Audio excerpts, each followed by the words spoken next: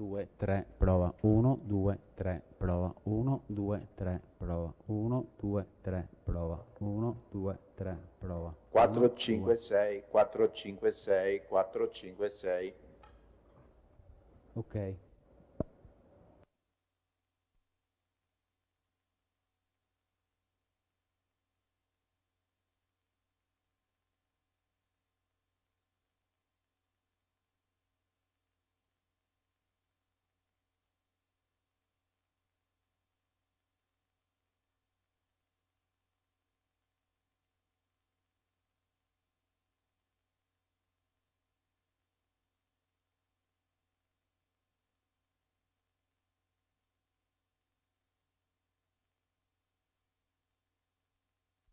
Sta.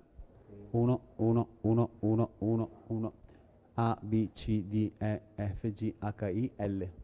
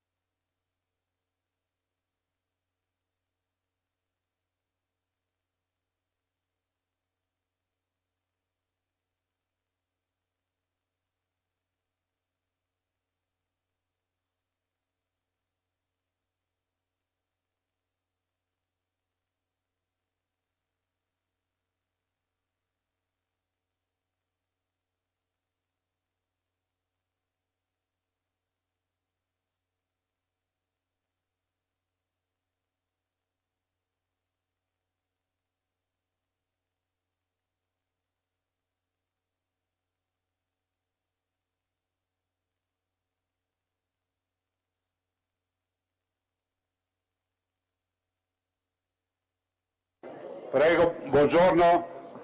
Un po' di volume per favore.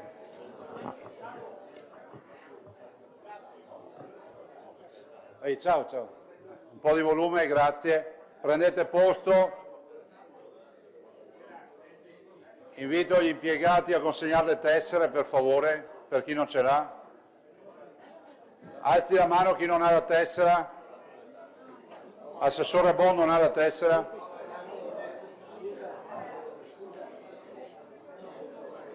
Consigliere Badan non ha la tessera. Alzate la mano chi non ha la tessera. Agevolate il lavoro degli impiegati.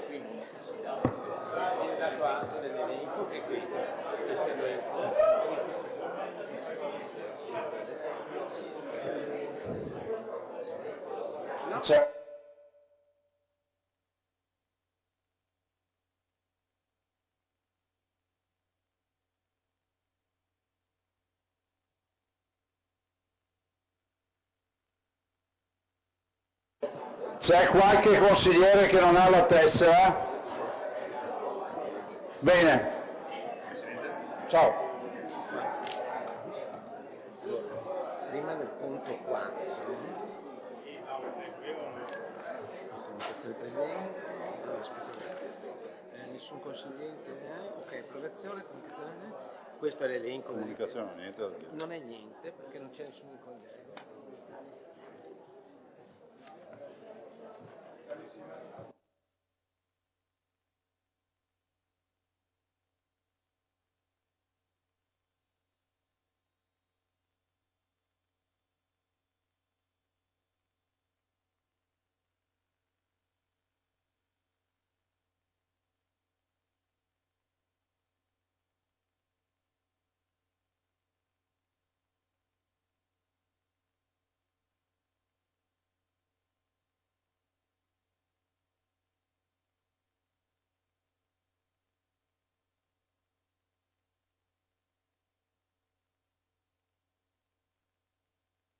Buongiorno a tutti, prendiamo posto, la tessera ce l'avete tutti? Bene. Iniziamo il Consiglio, buongiorno. Allora, innanzitutto c'è il primo punto, approvazione dei verbali delle sedute precedenti. Se nessun consigliere chiede di fare osservazioni, si intende approvato il processo verbale della terza seduta pubblica di giovedì 29 gennaio 2026. Ci sono osservazioni?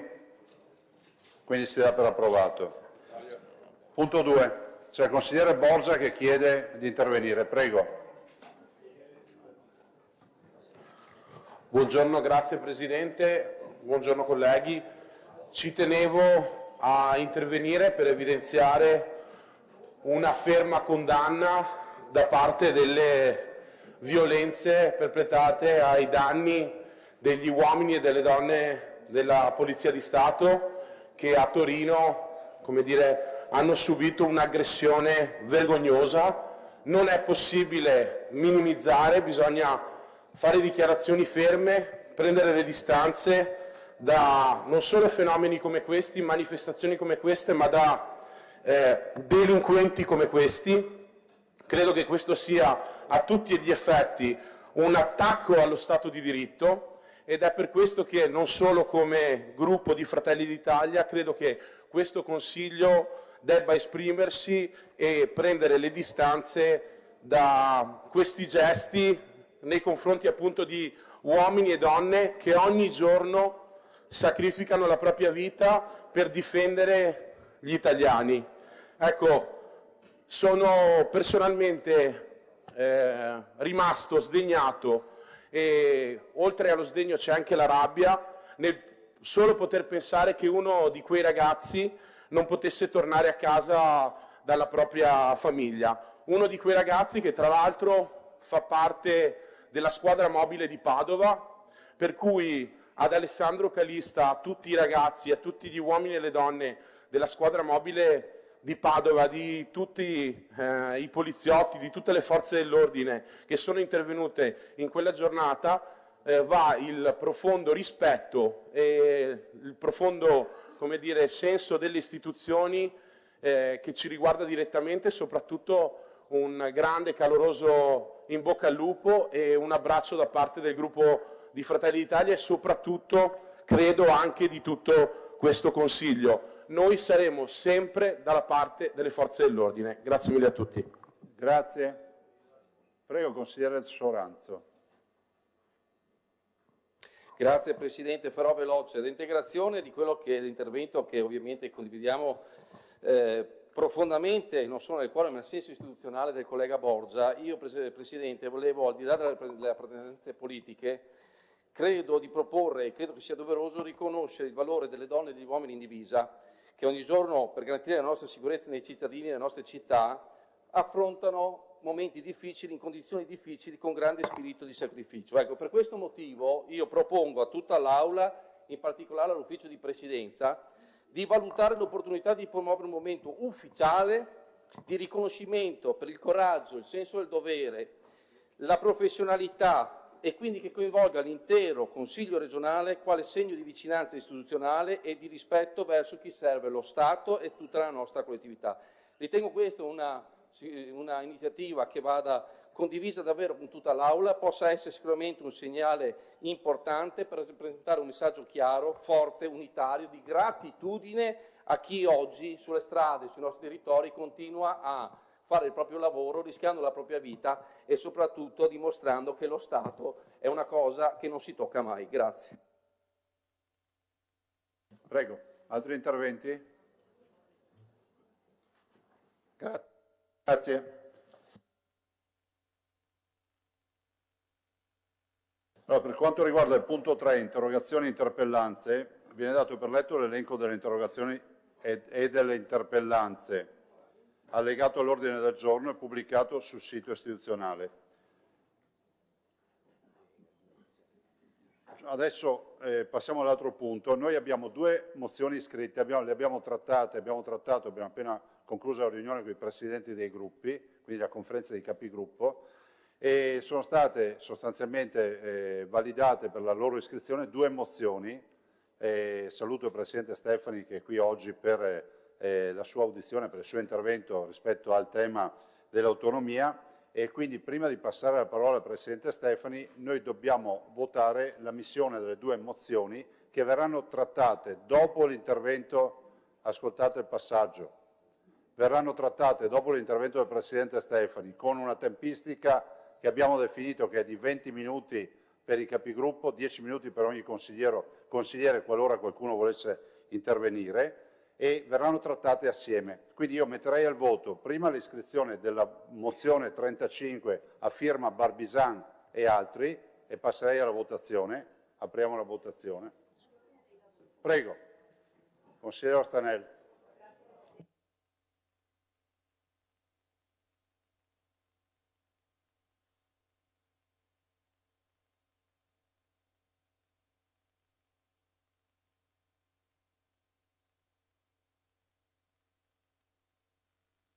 C'è il microfono della consigliera che non funziona.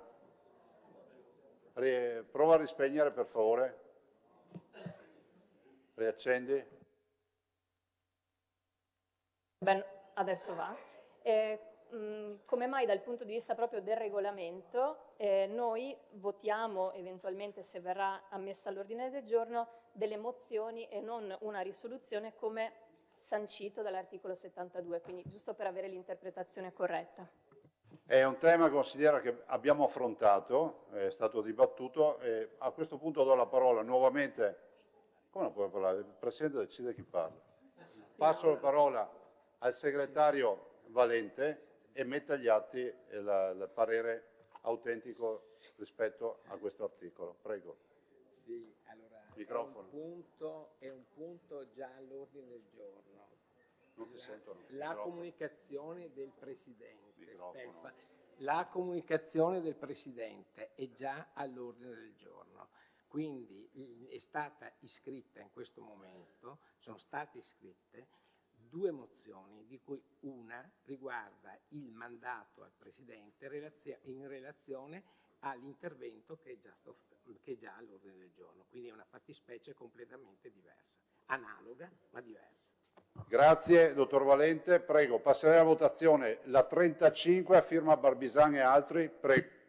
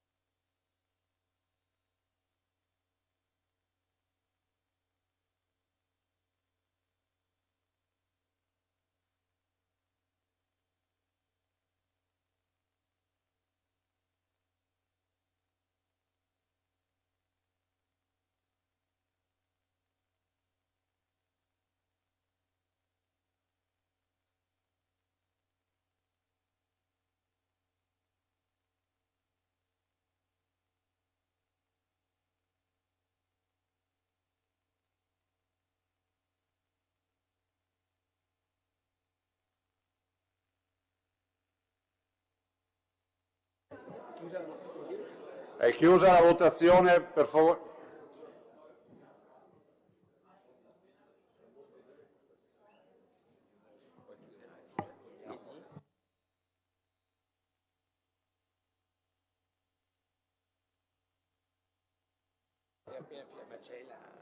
Sì, però c'è Cunegato. Scusate un attimo.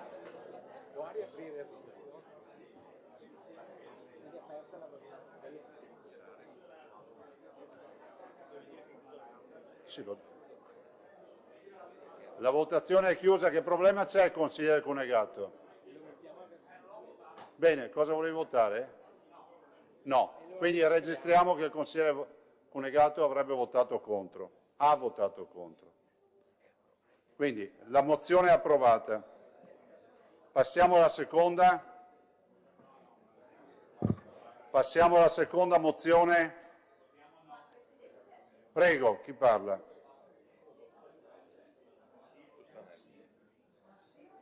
Hai chiesto la parola?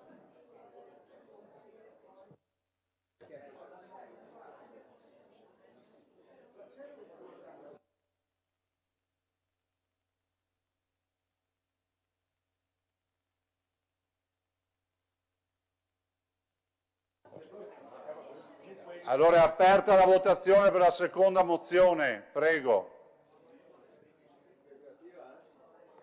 Relativa allo stesso tema, l'autonomia, presentata da Manildo e altri. Qui c'è un terminale che non funziona.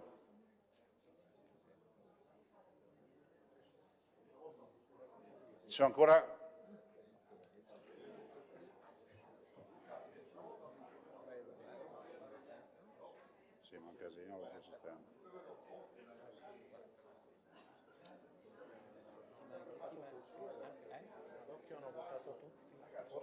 La votazione è chiusa, è approvata con 44 voti a favore.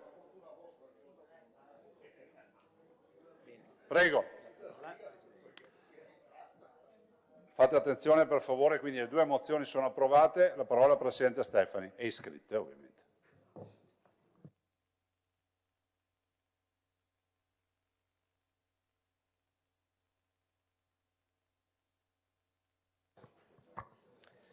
Grazie Presidente, gentili consiglieri. Con nota del 26 gennaio ho richiesto l'iscrizione di questo punto all'ordine del giorno per aggiornare in merito al percorso di autonomia differenziata a seguito delle preintese e delle interlocuzioni che in queste settimane ho intrattenuto con il Governo. Un processo che, ricordo in premessa per poi passare al contenuto, ha portato in questi anni innanzitutto al percorso di individuazione dei LEP, cosa che non era mai stata fatta dalla riforma del titolo quinto del 2001, e dall'altra parte alla legge quadro sull'autonomia differenziata, la legge 86 del 2024, che io peraltro ho seguito da relatore in aula. Oggi andiamo verso la definizione di un'intesa, quindi superando anche il passaggio della preintesa, che in questi giorni ovviamente è oggetto di interlocuzioni anche con ovviamente il livello esecutivo e di governo. Questo schema di intesa poi avrà la necessità del parere della conferenza unificata, delle Camere, per poi passare alla fase definitiva. Per quanto riguarda le interlocuzioni che sono avvenute in questi giorni, si concentrano sulle materie oggetto dell'accordo preliminare, quindi le 3 materie non LEP e una materia attinenti ai livelli essenziali di assistenza, e quindi possiamo assolutamente procedere anche in questo percorso. Le 3 materie non LEP sono la protezione civile, le professioni, la previdenza complementare integrativa. La materia avente a che fare con afferenti livelli essenziali di prestazioni è la materia della tutela della salute in coordinamento con la finanza pubblica. Ho ritenuto doveroso relazionare al Consiglio regionale sullo stato di attuazione dell'autonomia differenziata, uno perché ritengo ovviamente questo Consiglio centrale in quella che deve essere l'agenda dei prossimi passi in materia di autonomia differenziata, e in secondo luogo perché ritengo utile poter illustrare quelle che possono essere anche delle prospettive importanti per il nostro territorio, cercando di passare in rassegna materia per materia. La prima, parto da quella ovviamente quella avente a che fare con i livelli essenziali di prestazione, che è la tutela della salute in coordinamento con la finanza pubblica. L'assegnazione delle funzioni attenenti a questa materia ha la possibilità di garantire al nostro territorio maggiori risorse, soprattutto per quanto riguarda la possibilità di impiegare i risparmi del Fondo Sanitario Nazionale, poterli reinvestire in Veneto. Poterlo fare, questo ci permette di sbloccare oltre 17 milioni di euro. Oltre a questo, una programmazione efficiente di quelli che sono gli interventi di ammodernamento edilizio e tecnologico da parte ovviamente della nostra regione. Troppo spesso le assegnazioni di risorse sono avvenute non in maniera conforme, e quindi sono avvenute soltanto magari in ritardo rispetto alla programmazione, e questo non solo ha portato ovviamente delle difficoltà poi nella messa a terra di questi progetti, di questo ammodernamento, di questo processo di ammodernamento, ma rischia anche di portare ovviamente a dei progetti e a delle soluzioni anacronistiche che non tengono conto poi magari delle reali esigenze del momento. Oltre a questo permette la possibilità di creare degli enti intermedi, soprattutto per quanto riguarda ovviamente quella che è la riorganizzazione istituzionale delle aziende sanitarie. La possibilità di individuare degli enti specialistici per quanto riguarda le materie e le attività ad alta standardizzazione.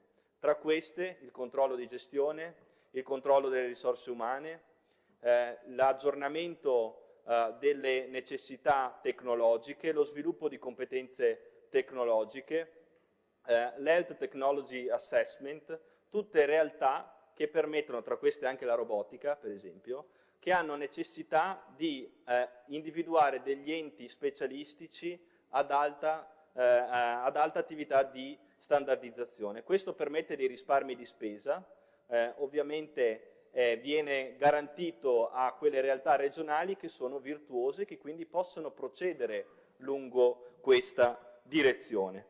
Oltre a questo, una cosa che ritengo molto importante per il nostro territorio è l'integrazione strutturale dei fondi integrativi sanitari all'interno ovviamente della spesa sanitaria. Questo permette di includere all'interno della spesa sanitaria un plafond maggiore di risorse, e parto da dei dati. Il 33% dei veneti, oltre 1 milione di veneti, versa ai fondi sanitari integrativi. Se questi potessero essere inclusi all'interno ovviamente della facoltà di spesa sanitaria del nostro territorio e del ovviamente complessivo ammontare delle risorse, aiuterebbe ovviamente la Regione a fronteggiare quelle che sono le spese sanitarie e avere la competenza primaria in materia di fondi sanitari integrativi risulta importante.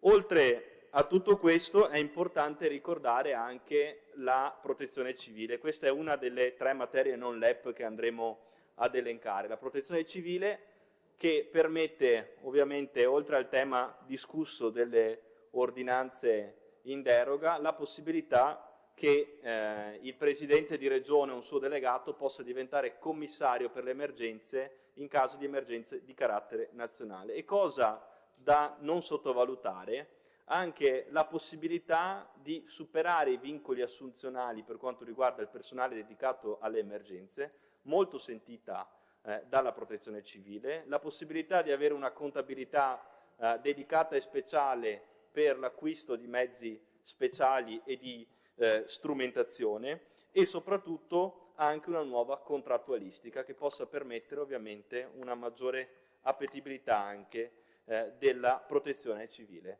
Il tema delle professioni, altro tema non LEP oggetto del percorso che stiamo facendo, che permette ovviamente di aggiornare gli elenchi, di prevedere nuove professioni. Sono stimati oltre 20.000 operatori economici che non hanno adeguatamente una qualifica professionale, cioè che non sono incardinati all'interno di una qualifica professionale, il riconoscimento di qualifiche di altri stati e anche la riduzione dei termini per il riconoscimento delle qualifiche. Si passa da 90 a 180 giorni a 30-60 giorni. Questo è utile ovviamente per l'adesione al contesto sociale, quindi qualificare determinati lavori, aggiornare determinati elenchi, garantire ovviamente una riduzione dei termini di riconoscimento delle qualifiche permette ovviamente una più agevole adesione al contesto sociale del Veneto, che ovviamente è diverso, anche per alcuni tratti molto diverso dal contesto locale, economico, sociale di tante altre enti territoriali del nostro Paese. La previdenza complementare e integrativa, e su questo vorrei anche soffermare l'attenzione del nostro Consiglio regionale, materia che in prospettiva risulterà sempre più importante, la possibilità quindi di avere la competenza primaria in materia di previdenza complementare integrativa può permettere non solo la promozione della previdenza complementare integrativa, che è sempre più realtà anche nel welfare aziendale del nostro territorio, ma soprattutto anche la possibilità di finanziare specifici fondi di previdenza complementare integrativa, che tenendo conto anche della prospettiva sociologica, ma non solo, anche diciamo previdenziale del nostro territorio, potrebbe rappresentare qualcosa di molto importante per il Veneto. Ovviamente di poter disciplinare questi fondi e anche di poter acquisire la rappresentanza negoziale per quanto riguarda la pubblica amministrazione e quindi garantire anche ai dipendenti pubblici della Regione del Veneto questo tipo di previdenza, oltre ovviamente a cosa molto importante, finanziare i fondi ovviamente di carattere previdenziale, ripeto, dipendenti della Regione del Veneto e del Servizio Sanitario Regionale. Quindi un aspetto molto importante per il nostro territorio. Il filo rosso di tutte queste competenze, di queste funzioni, ho cercato ovviamente di riassumere gli aspetti più importanti, ma credo sia utile farlo in Consiglio regionale anche per le future materie, per le future funzioni, anche per rendere pubblico il lavoro che si sta facendo, che si è fatto, perché è un percorso che continua e che si continua a fare nel corso di questi mesi, che si continuerà a fare nel corso dei prossimi mesi. Il filo rosso di tutto questo processo è l'aggiornamento sicuramente della disciplina sulla base delle specificità del nostro territorio, è l'adesione e quindi l'adattamento di determinate funzioni alle esigenze del nostro territorio, perché le esigenze delle professioni del nostro territorio sono diverse dalle esigenze delle professioni di altre regioni, le esigenze della competenza della previdenza complementare integrativa del nostro territorio potrebbero essere diverse rispetto a quelle di altre regioni anche vicine. La possibilità quindi, per quanto riguarda anche la protezione civile, di avere una competenza dedicata, specificatamente legata al nostro territorio, vicina alle esigenze del nostro territorio, che tenga conto delle caratteristiche del nostro territorio, perché in fondo l'autonomia che ha diviso l'arco parlamentare, io da relatore ho visto quanto si era creato una contrapposizione politica su una materia come questa, e la trovavo davvero assurda questa vicenda, perché autonomia significa semplicemente questo: avere competenze primarie in determinate materie per poterle meglio adattare al contesto sociale, economico in cui queste funzioni vengono esercitate. Più si avvicina il decisore politico a quel determinato territorio, migliori saranno le politiche attive che quel decisore politico sarà in grado di adottare per quel determinato territorio, perché le conosce, perché conosce quel territorio, lo conosce quartiere per quartiere, via per via, come ciascun consigliere conosce la propria area di riferimento e, insomma, se è qui lo è per un motivo, perché è stato votato da quell'area di riferimento e la conosce le difficoltà, conosce le richieste, conosce le aspirazioni. Il processo di autonomia vuole questo, vuole rispondere a questa esigenza di prossimità. E credo che con le funzioni che abbiamo elencato cerchiamo di spiegare molto bene perché queste funzioni, se esercitate in maniera più vicina e prossima al cittadino, rispondono meglio a quelle che sono le esigenze del nostro territorio. Allora, l'autonomia sicuramente si difende con l'autonomia differenziata, che è un percorso che deve continuare anche lungo questa direzione, ma non solo.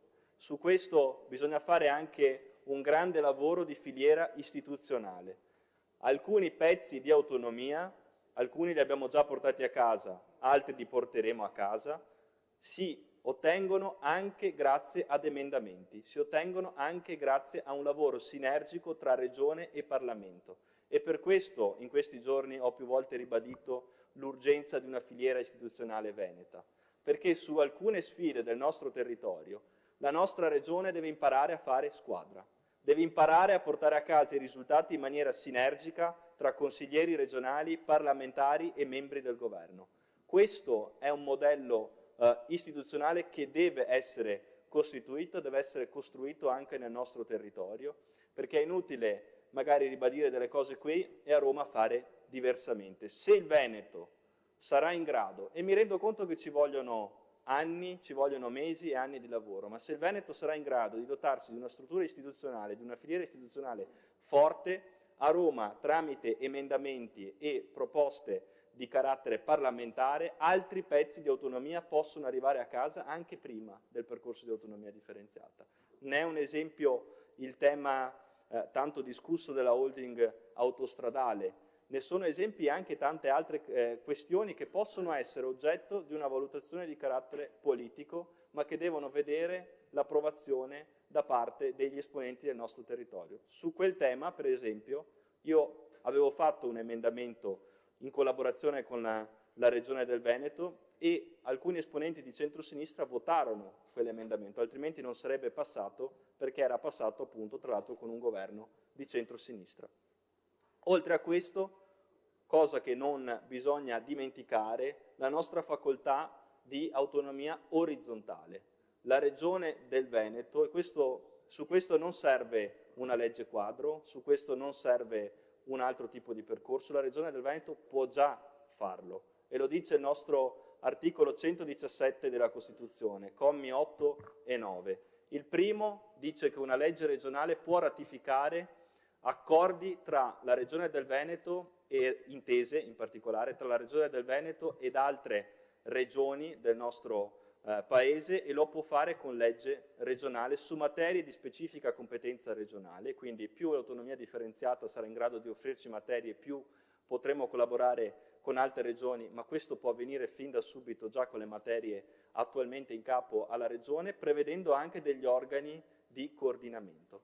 E il comma successivo, l'articolo 117,9, prevede la possibilità per la Regione del Veneto di stipulare accordi con altri Stati e intese con enti territoriali interni ad altri Stati. Su questo credo che serva un lavoro importante da parte del Consiglio regionale tutto e da parte della Giunta, perché possiamo, soprattutto anche grazie a questa tipologia di azioni, interagire perché l'autonomia ci permetta di essere protagonisti non solo nel nostro paese, ma in Europa e nel mondo.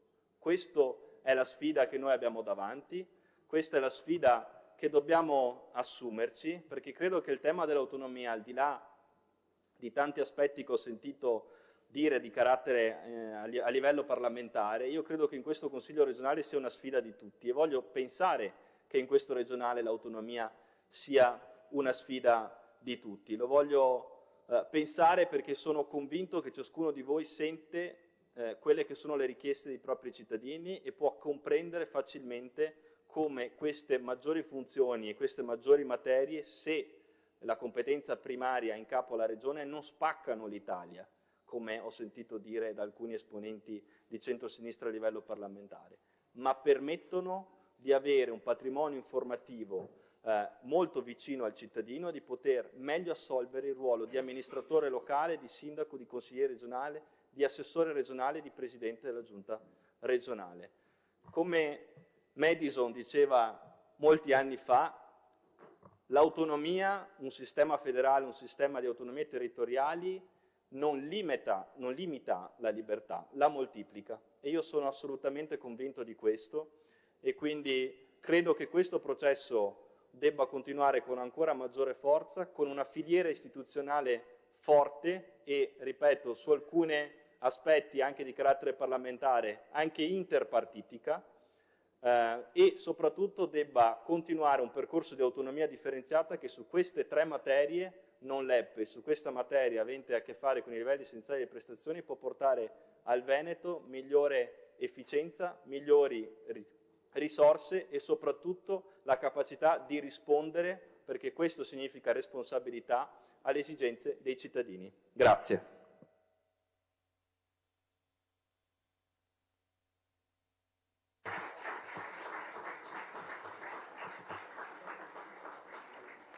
Consigliere Manildo, prego. Grazie Presidente, grazie al Presidente Stefani. Ho ascoltato con grande attenzione la comunicazione del Presidente Stefani. Mi sarebbe piaciuto, come ho anticipato in conferenza dei capigruppo, che ci fosse stato un tempo maggiore di riflessione tra la comunicazione e la votazione di una delega così importante come cercare di dare concretezza a una parola che spesso è stata esibita come bandiera più che come effettivo miglioramento dei nostri territori. Io ho sentito nell'intervento del Presidente Stefani richiami alti all'articolo 116 della Costituzione, al fatto che attuare con la flessibilità propria del 116 il principio di sussidiarietà e derogare a quel riparto di funzioni previsto dalla Costituzione, allocandone maggiormente alle regioni, è un modo di fare buona politica. Ecco, ritengo anch'io e anche la minoranza con la quale ci siamo confrontati che l'esercizio deve essere un esercizio molto concreto, un esercizio molto approfondito e rispettoso delle competenze che sono del Consiglio regionale e della Giunta. La delega non è una delega in bianco, è una delega che, come ci dice la Corte Costituzionale, deve essere una delega che dimostra il perché il richiedere determinate competenze porta dei vantaggi tangibili al territorio per i quali vengono chiesti. È inutile negarlo che la sentenza 192 del 2024 della Corte Costituzionale ha tracciato una diversa disegna di autonomia rispetto a quella della legge Calderoli. Questo è quello che noi dobbiamo assolutamente cercare di concretizzare, e su questo l'idea di poter far avanzare i nostri territori, cercando di vedere concretamente come un'autonomia che non sia rendere una regione l'una contro l'altra armata, non sia un modo per far cadere una giusta competizione tra regioni, penso anch'io che sia assolutamente qualcosa di fattibile. Però è necessario che l'iniziativa della Regione sia corroborata da un'istruttoria adeguata, basata su un'analisi sorretta da metodologie condivise, trasparenti e possibilmente validate dal punto di vista scientifico. La richiesta di ulteriori forme di autonomia non può fondarsi soltanto sull'assunto tautologico per cui migliorerebbe l'efficienza e l'efficacia delle politiche pubbliche. È necessario scendere molto sul concreto. Per questo avevamo proposto una mozione che in qualche modo regolasse in modo diverso il mandato, la delega al Presidente della Giunta del Veneto, che abbiamo chiamato apposta Presidente del Veneto, perché c'è una grande responsabilità in questo, soprattutto nel momento in cui si vuole riformare così pesantemente un assetto di funzioni. Avremmo preferito, ripeto, che ci fosse un tempo maggiore. Penso che la fretta non porti mai delle cose positive, soprattutto quando abbiamo dovuto aspettare 9 anni per fare dei passi concreti o quantomeno auspicabilmente concreti sull'autonomia. Quindi è un po' con rammarico che abbiamo visto che non ci sia stato dato il tempo di un maggior approfondimento, una maggior condivisione e una maggior concretizzazione dell'auspicio che tante volte ho sentito in aula da parte del Presidente di un rispetto della funzione del Consiglio regionale e un rispetto della funzione delle diversità partitiche. L'auspicio che ho sentito nel discorso del Presidente Stefani, che si augura che una questione non sia soltanto partitica, ma possa trovare la condivisione di una comunità politica più ampia, si veste anche di fatti concreti che purtroppo oggi non abbiamo visto attuarsi. La nostra mozione, a cui abbiamo chiesto che ci fosse la trattazione unitaria rispetto a quella proposta alle 12.43 dai capogruppo di maggioranza, voleva proprio dire questo, che noi siamo una opposizione che non è contraria a priori, un'opposizione costruttiva, un'opposizione che cerca che vive la politica come tentativo di migliorare concretamente i propri territori. Mi piacerebbe, e questo è un invito alla Giunta, che tante volte abbiamo sentito primazia del Consiglio, primazia rispetto delle cose, ecco, vorremmo che questo si vestisse di fatti concreti, non soltanto di proclami. Sul tema dell'autonomia e della delega, oggi abbiamo apprezzato il tentativo di corroborare da parte del Presidente il contenuto della preintesa. Ecco, io ritengo che la preintesa firmata a novembre sia un atto piuttosto deboluccio per fondare una delega fatta in modo assolutamente consapevole e con il giusto riconoscimento del ruolo che un Consiglio regionale debba avere. Per questo avevo auspicato e auspichiamo e continuiamo a auspicare che non sia questa delega una nuova puntata di una soap opera in cui cambia non soltanto l'attore protagonista, ma ci sia effettivamente un cambio di passo, un nuovo percorso dove quando si parla di autonomia differenziata si capisca che la parola differenziata è costituzionalmente pensata, cioè è nell'articolo 116 la possibilità di richiedere da parte delle regioni una diversa ripartizione di funzioni. Su questo, sul tema, quindi noi non possiamo, io anticipo una valutazione che abbiamo fatto con alcuni esponenti della minoranza, poi ci saranno altri interventi dopo il mio. Noi non possiamo essere d'accordo su una delega che si fonda su un atto, sostanzialmente una delega in bianco, su una delegittimazione del nuovo Consiglio regionale. Auspichiamo invece che il nuovo Consiglio regionale, che si è insediato da poco, abbia la possibilità di rendere concreti gli auspici che ho sentito nell'intervento del Presidente Stefani, di far assolutamente il bene dei nostri territori, prendendo delle funzioni che concretamente portano un vantaggio ai nostri territori. Ho ripetuto molte volte la parola istruttoria, la parola audizioni, la parola concretamente. Ecco, penso che per troppo tempo abbiamo parlato di autonomia come una bandiera esibita, più che concretamente cercato di portare in modo utile i nostri territori. Se la Giunta, il Consiglio è disposto a aprire una nuova strada, una nuova era, la collaborazione, l'approfondimento, la voglia di migliorare i nostri territori da parte della minoranza c'è assolutamente. Finisco ribadendo il dispiacere che un tema così importante sia stato così frettolosamente trattato, con la base della delega una preintesa che giuridicamente non ha alcun valore, senza quel supporto tecnico, quel supporto istruttorio che potrebbe aver dato a tutti la possibilità di approfondire i richiami che ha fatto il Presidente Stefani sulle singole materie sulle quali si andrà a trattare. Quindi finisco dicendo la disponibilità a una nuova era, a un nuovo modo di condurre in modo solidaristico anche con altri territori e dobbiamo togliere il fatto che sia un ossimoro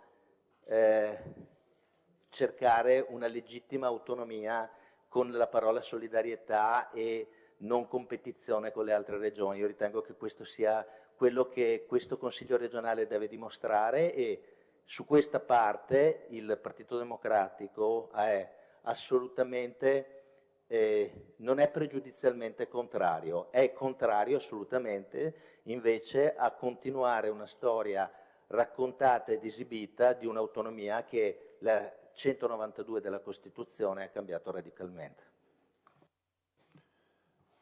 Grazie consigliere Manildo, passo la parola alla consigliera Conte Rosanna.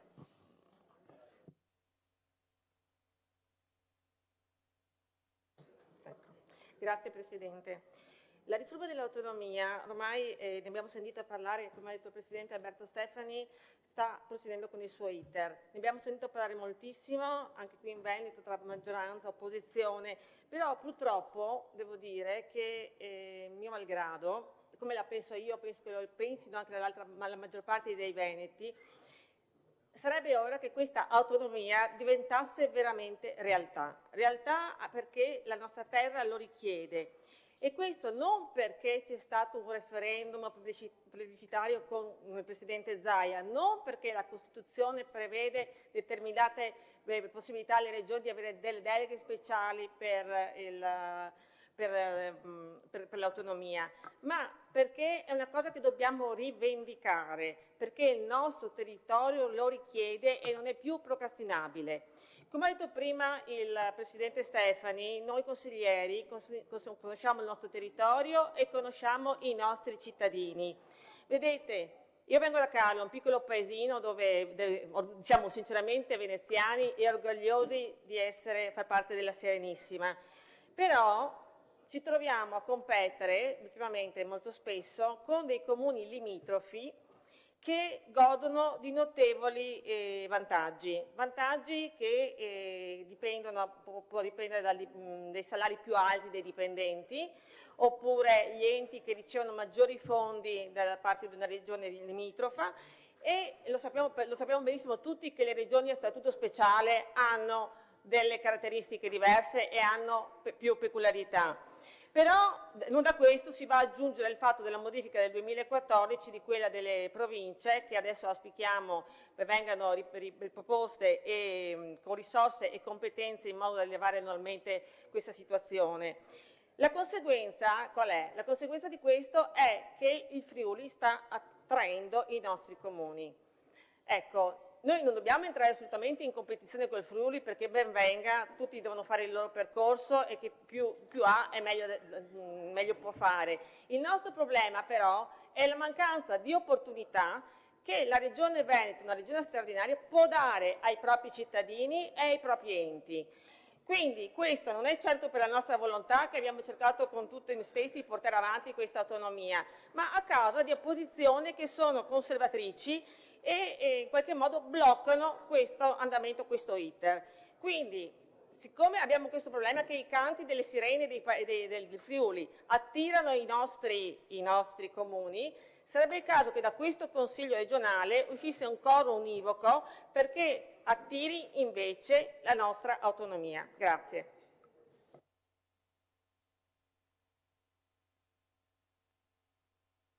Grazie consigliera, procediamo dando la parola al consigliere Morosin. No, scusate, Rocco. E dopo Morosin. Si prepari Morosin. Dico volutamente presidenti, mi si consente una battuta. Io questa mattina, e dico questa mattina perché purtroppo la documentazione è arrivata molto tardi, mi sono svegliato, sono venuto in consiglio regionale e la dico con una battuta. Mi sono chiesto se avrei ascoltato la bolla di Luca IV o di Alberto I. E dico questo perché penso che l'autonomia debba avere più pontefici, tanto che noi stiamo discutendo di una proposta, di varie proposte che nascono con il 116, allora penso che in questo Consiglio regionale abbia senso citare un'altra figura molto legata al Veneto, che è Gian Claudio Bressa.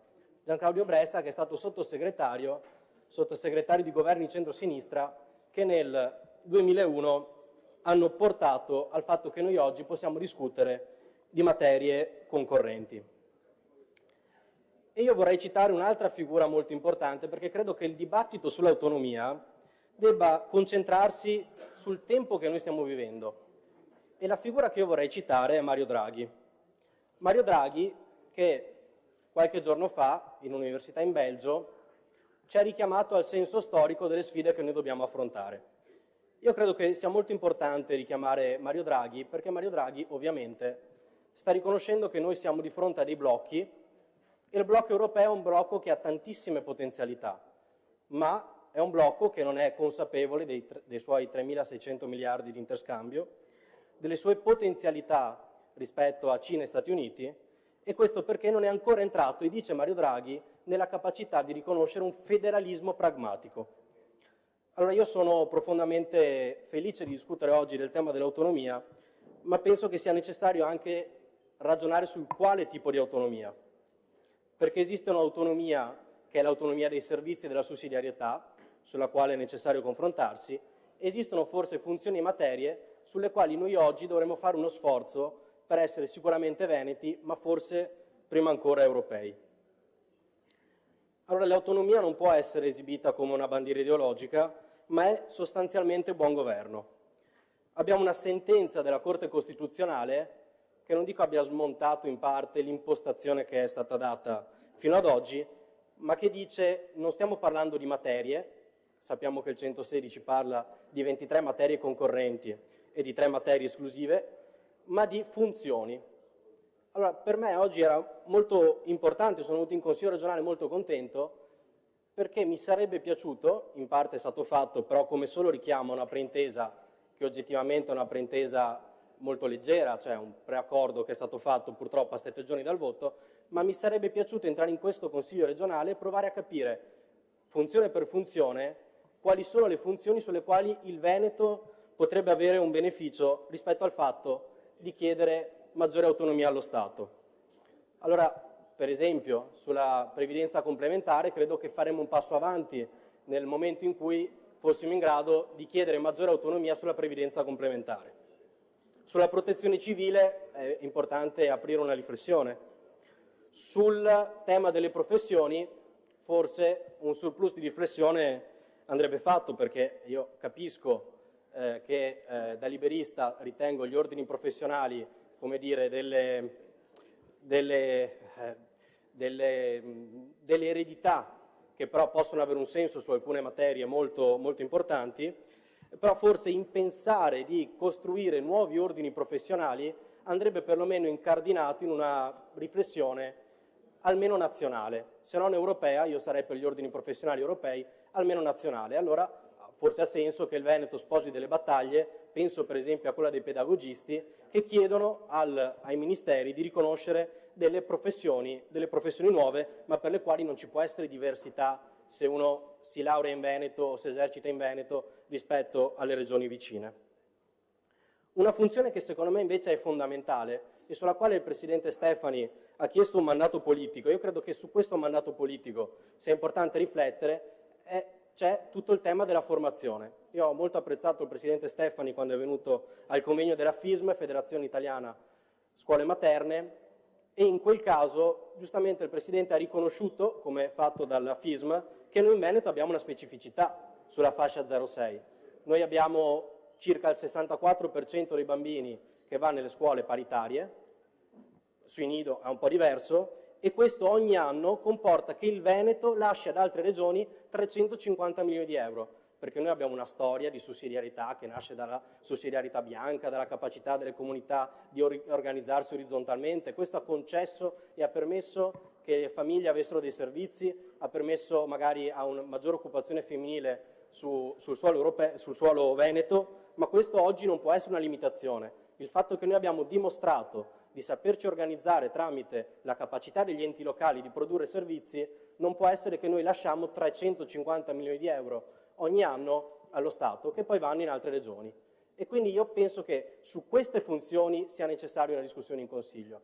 E penso che sia necessario questa richiesta di un tavolo interpartitico, perché noi non sappiamo fra un anno e mezzo che tipo di governo ci sarà. Oggi c'è il centrodestra, ma l'autonomia dovrebbe essere un patrimonio che supera il fatto che oggi ci sia una filiera di centrodestra in regione e al governo. E allora se tutte le forze politiche, che oggi sono minoranza e maggioranza in Consiglio regionale, sentono la responsabilità di dare delle risposte ai veneti che vadano oltre il qui e ora, forse un domani riusciamo a portare avanti quel processo che sulle funzioni, che però è importante che noi discutiamo qui, possano poi portare effettivamente i veneti ad avere maggiore autonomia, che non significa sentirsi piccole patrie, ma significa avere maggiori servizi per i nostri veneti.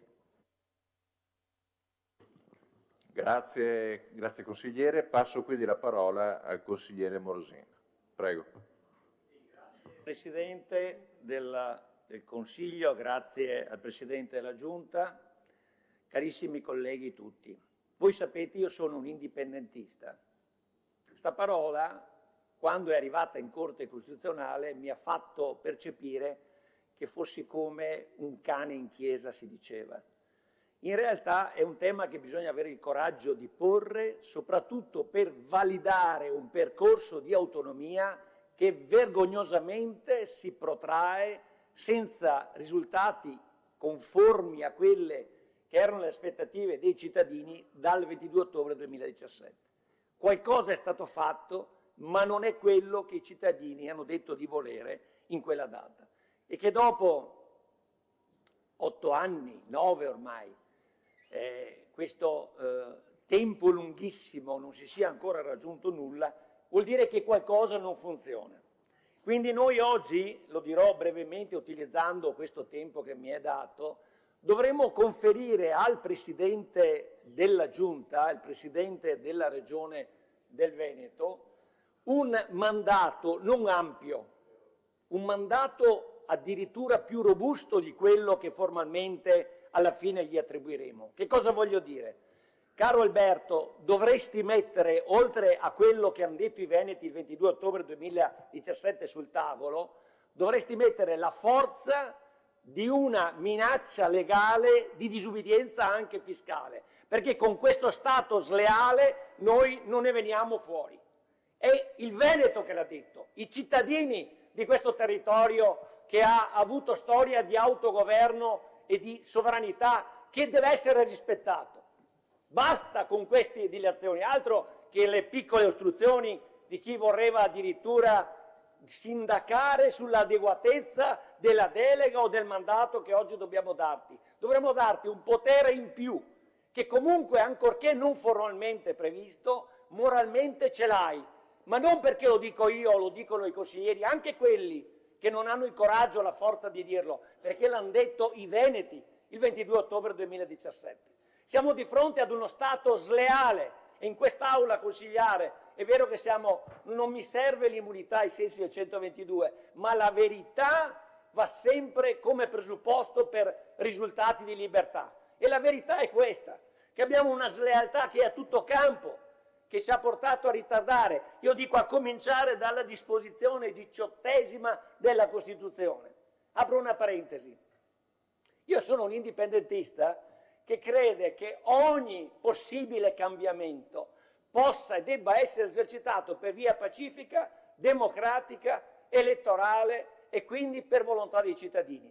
Ho sostenuto anche in un libro che regalerò ai colleghi appena sarà possibile sul diritto all'autodeterminazione che questa tesi non è una tesi campagnola o provinciale. Ci sono fior di giuristi che in giro per il mondo hanno sostenuto quello che io vado dicendo.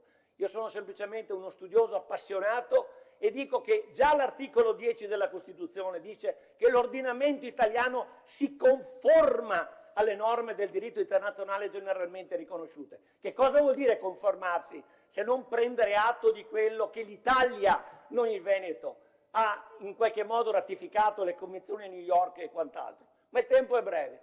Quindi non crediamo di essere fuori binario, se alziamo la voce, perché io alzo la voce, perché ritengo che bisogna ridare tono, ridare motivazione, ridare aspettative di risultati al voto del 22 ottobre 2017. Questo è uno Stato sleale, è inutile girarci intorno, è uno Stato sleale che nega la leale collaborazione. Guardate che non a caso all'inizio di questa legislatura mi sono permesso di regalarvi il libro del professor Bertolissi. Leggetevelo, vi prego, non ascoltate Morosin che ha una posizione molto convinta, anche molto approfondita per la verità. Leggetevi cosa dice il professor Bertolissi a proposito della sentenza dell'inconsulta. Questa è la realtà, lo dico io in consulta. Lui da accademico usa espressioni ovviamente più meditate. È una sentenza che non trova giustificazione nel testo della Costituzione, secondo una corretta interpretazione. È una sentenza sleale, è una sentenza che va contro i principi della stessa Carta Costituzionale. Leggetevi il libro di Bertolissi e ne avete ragione. Vedete, nel mondo, io sono stato in Canada, in Quebec precisamente, nel 30-31 ottobre del 1996, quando hanno tenuto un referendum, e anche lì si ponevano non per l'autonomia differenziata, per l'autodeterminazione della regione del Quebec. E Canada parliamo, Stato moderno, democratico, credo che nessuno ponga in dubbio la qualità e il livello di democrazia che è molto più alto di quello degli Stati Uniti. Ebbene, ebbero a chiedere, avendo dubbi se era praticabile quel percorso, perfino alla Corte Suprema se si poteva fare. E c'è una frase bellissima che tutti dovremmo introitare per una riflessione. La Corte Suprema del Canada ha detto che in questa materia nul ha le monopole della verità.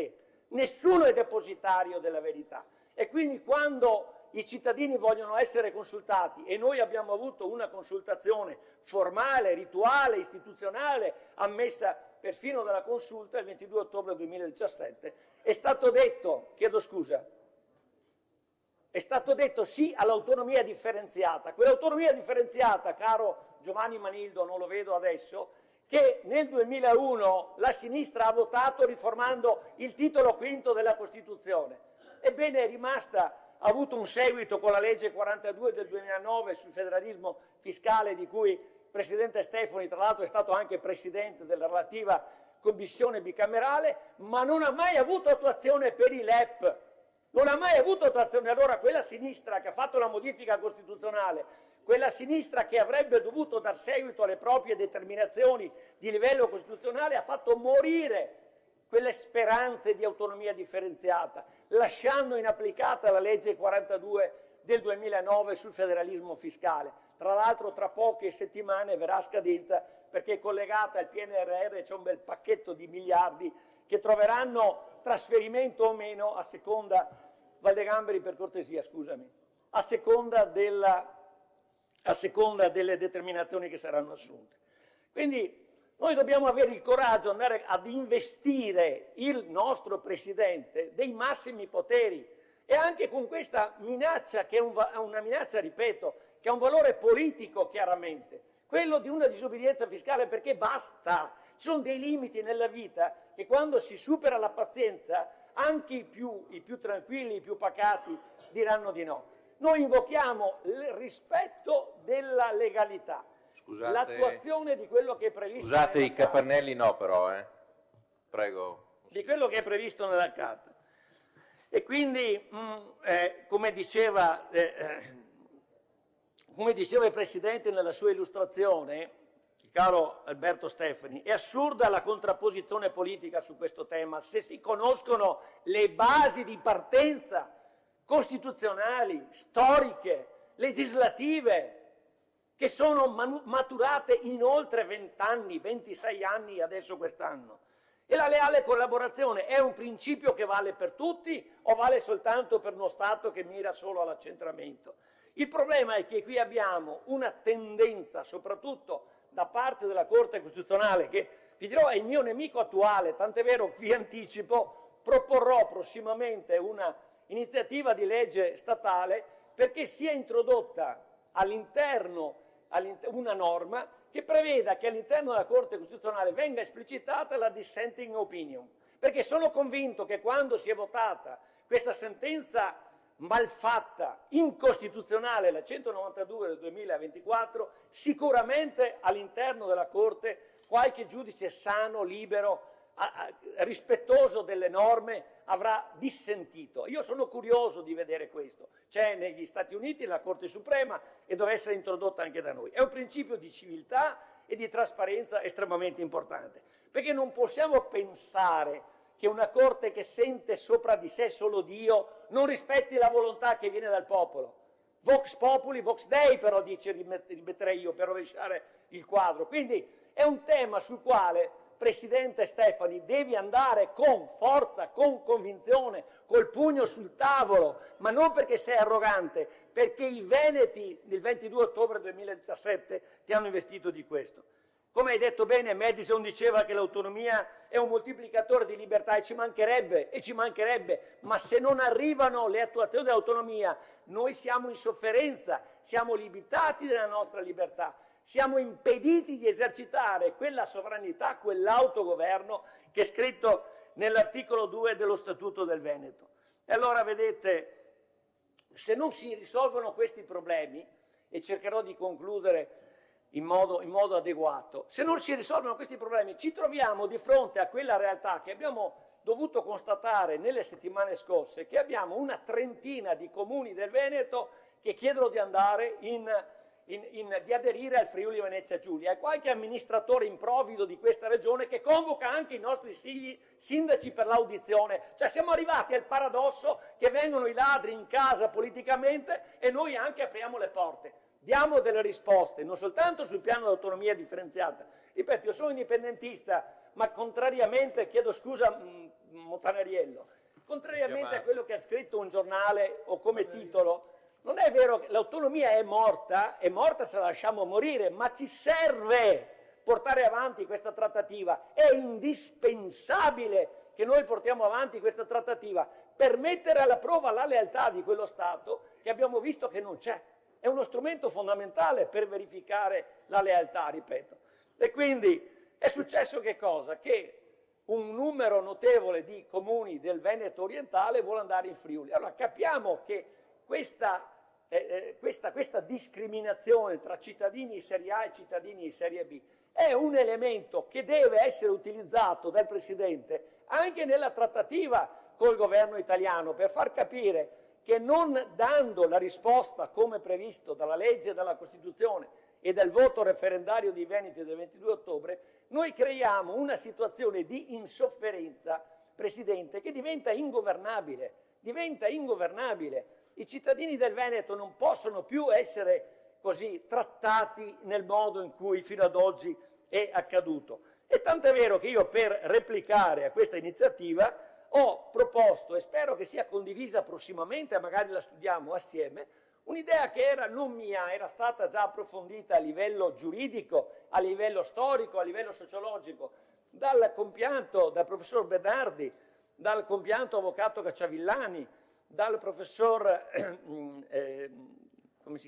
altri due che erano in un comitato che aveva dato studio a questi aspetti qua, perché unire le forze tra una regione autonoma e una regione a statuto speciale, qual è il Friuli, non fa perdere nulla al Friuli, consente a noi di pareggiare una situazione che ormai è insostenibile e soprattutto non è vietato dal 132 della Costituzione, non è impedito. Addirittura noi abbiamo la possibilità di dare prossimamente, e questa è un'altra minaccia, tra virgolette, dal punto di vista istituzionale, che noi dobbiamo far valere nel tavolo della trattativa e comunque portare avanti come Consiglio regionale, quella della fusione del Veneto, statuto regione a statuto ordinario, con la regione Friuli Venezia Giulia, che è una regione a statuto speciale. Perché in quel modo, cari colleghi, è l'unico modo, e su questo concordano anche eminenti costituzionalisti, che noi abbiamo per superare questa indecente sentenza della Corte Costituzionale, la sentenza dell'inconsulta, dico io, una sentenza che va contro la Costituzione. Ma andatevi a vedere il 116 e 117, parla per 7-8 volte di materie e loro, contrastando anche i buoni cultori della lingua, dicono, con una formulazione che adesso non ho sotto mano, ma andatevela a vedere, giocando sulle parole, imbrogliando ancora una volta, dicono che in realtà nella parte in cui si parla di materie si intende di funzioni. Ma viva Dio, 8 volte ripete, 7-8 volte la parola materia, non è pensabile che per 7-8 volte nel 2001, quando si è modificato, Galeano, tu che sei una persona seria, il titolo quinto della Costituzione, diamogli un merito a Galeano, il titolo quinto della Costituzione si sia scritto a caso queste parole. Guardate che io concludo invitandovi nuovamente a leggere il libro di Bertolissi, che non a caso ho ritenuto di mettervi a disposizione all'inizio di questa legislatura. In quel libro troverete conforto molto più elegante, molto più argomentato, molto più serio, molto più logico anche negli sviluppi argomentativi, quello che vi ho detto io. E quindi, Presidente Stefani, lei deve andare davanti al governo in una trattativa con la forza del consenso del 2017, con la convinzione che questo Consiglio regionale le ha rinnovato l'incarico di concludere una trattativa almeno su queste 4 materie, che saranno esplorative anche delle nostre capacità di gestire le materie stesse. Attenzione, ci prendiamo una responsabilità di grande rilevanza, perché non è una cosa secondaria.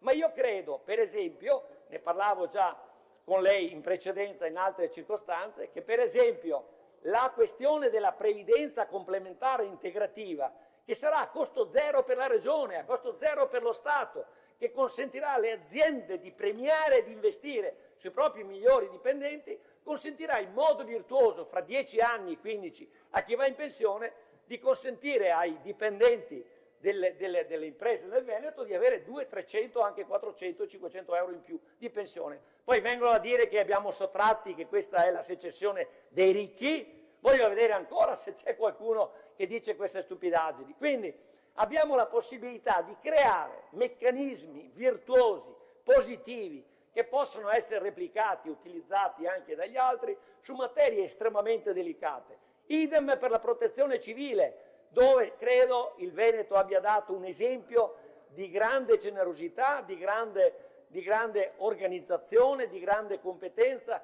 e quindi una materia anche quella che ci sta a cuore. Poi quella della sanità, perché un tesoretto, tra virgolette, di 400-500 mila euro o 400-500 milioni, sbaglio adesso, è una cifra importante, che fosse così in qualche modo diversamente spendibile rispetto ai vincoli che c'erano in precedenti, grazie a questo accordo che è previsto nei 4 punti, credo sia estremamente importante. Presidente, concludo. Vada a trattare con la massima determinazione, soprattutto bisogna che accorciamo i tempi di questo percorso su queste 4 materie, perché i veneti aspettano anche le altre materie, le altre 5 non LEP e le altre 14 che sono in attesa dei LEP, che a mio parere non arriveranno mai. Però, ripeto, davanti a questi ostacoli poniamo l'alternativa della fusione Veneto-Friuli-Venezia Giulia. Vedrà che avrà qualche attenzione maggiore e avrà qualche possibilità di ottenere anche dei risultati più importanti. Grazie e viva San Marco. Grazie consigliere. Passo la parola al consigliere Davide Lovat. Prego.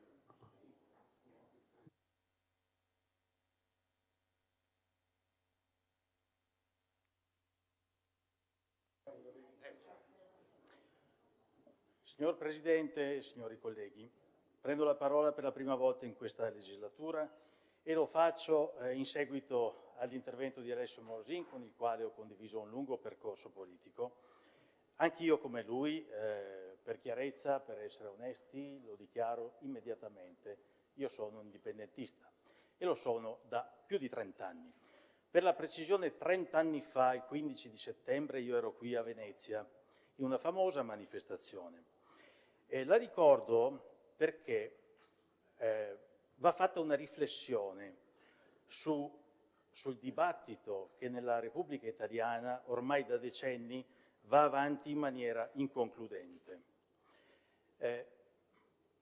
Abbiamo visto in questi anni succedersi una serie di proposte che sono arrivate anche ad ama e poi sono state puntualmente sconfessate. Si ha la sensazione che lo Stato svolga il ruolo di Penelope con la tela. Di giorno tesse l'abito nuziale richiesto dal popolo in maniera democratica e civile e di notte lo disfa puntualmente facendo tornare, come al gioco dell'oca, puntualmente alla casella numero 1. Chi dimentica la devolution approvata in Parlamento con i 4 passaggi necessari previsti dalla Costituzione per la riforma e poi bocciata dal referendum popolare? Perché? Perché fu evocato lo spettro della distruzione della Repubblica. Dal Veneto partì il movimento leghista originario che poi si è esteso, come altre volte nella storia, ma non divaghiamo, si è esteso ad altre regioni e dal Veneto provengono anche di recente spinte indipendentiste e autonomiste che vanno capite nella loro genesi profonda. Il Veneto è una terra dinamica, è una terra che vuole competere nel mondo in maniera virtuosa, pacifica, costruttiva. È sbagliato dipingere i veneti come egoisti che si vogliono chiudere col ponte levatoio dentro alle mura. I veneti, per il tessuto economico, produttivo e sociale che connota la nostra terra, vogliono una riforma delle istituzioni che sia al passo dei tempi. Quest'anno ricorre l'80° anno dell'avvio del processo costituente, dal 2 giugno e che poi durerà fino all'inizio del 28. Potrà essere un'occasione per riflettere su quel periodo, ma anche per rendersi conto che dopo 80 anni un'istituzione può anche venire aggiornata e riformata senza che si gridi allo scandalo. Le istituzioni necessitano di stare al passo con i tempi. Oggi, nell'era della globalizzazione, che lo ricordiamo a tutti, anche alla gente a casa che ci ascolta, è quel fenomeno che ha messo in condizione di interdipendenza in tempo reale con i mezzi di comunicazione e i mezzi di spostamento, tutte le persone. Oggi siamo tutti interdipendenti. Quando si parla di indipendenza, si deve parlare di indipendenza nell'interdipendenza. È un processo di dinamizzazione delle istituzioni quello che viene richiesto di fondo. E allora noi dobbiamo pensare a rispondere a questa domanda nel modo adeguato ai tempi in cui viviamo. Oggi l'impianto costituzionale della Repubblica Italiana, adatto al XX secolo, alla metà del XX secolo, all'immediato dopoguerra, dopo il disastro della Seconda Guerra Mondiale, non è sicuramente più adatto ai tempi odierni. Da più ambienti del mondo economico produttivo si lamenta la lentezza nel processo decisionale a livello istituzionale rispetto ai bisogni del mondo economico produttivo, al punto che ci sono derive pericolose di stampo autoritario e tecnocratico che spingono verso una trasformazione delle istituzioni a livello di grandi consigli di amministrazione che decidono sostanzialmente imbeccati dall'alto attraverso l'attività di lobbismo. Noi che vogliamo difendere la democrazia dobbiamo però pensare anche a riformare le istituzioni in un senso adeguato alla nuova domanda. È una difesa della democrazia ripensare lo Stato su una dimensione che non è più necessariamente quella vasta di un tempo, perché oggi le distanze sono state abbattute per certi aspetti, ma al tempo stesso la nostra vita quotidiana si svolge nell'ambito dello spostamento fisico. Per cui questa dicotomia fra globale e locale richiede un ripensamento della giurisdizione. Ecco perché io sono perfettamente d'accordo con lei, Presidente, quando nel suo intervento prima ha detto dobbiamo organizzarci anche attraverso l'attività di emendamenti che servono a portare a casa pezzi di autonomia, maggiori risorse.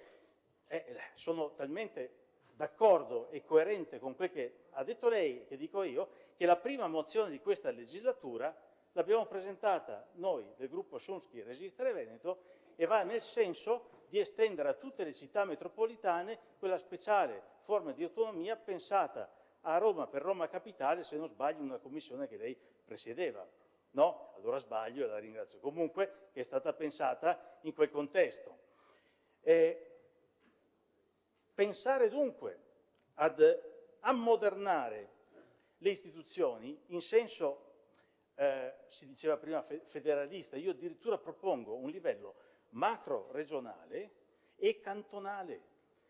Bisogna avere anche la fantasia di poter discutere senza aderire sempre a schemi precostituiti. Bisogna avere il coraggio di innovare. Il Veneto, che è capace di innovare a livello economico-produttivo, deve poter essere capace di proporsi anche a livello costituzionale.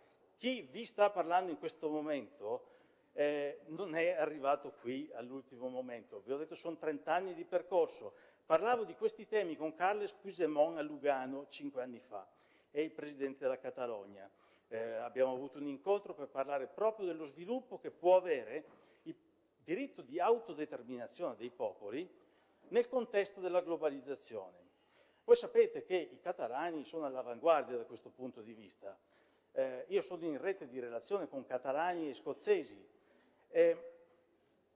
Ecco che quello che noi vorremmo vedere è rilanciare questa tematica che è riconosciuta all'articolo 1 della Carta dei diritti dell'ONU. Il diritto di autodeterminazione dei popoli è all'articolo 1 della Carta dei diritti dell'ONU.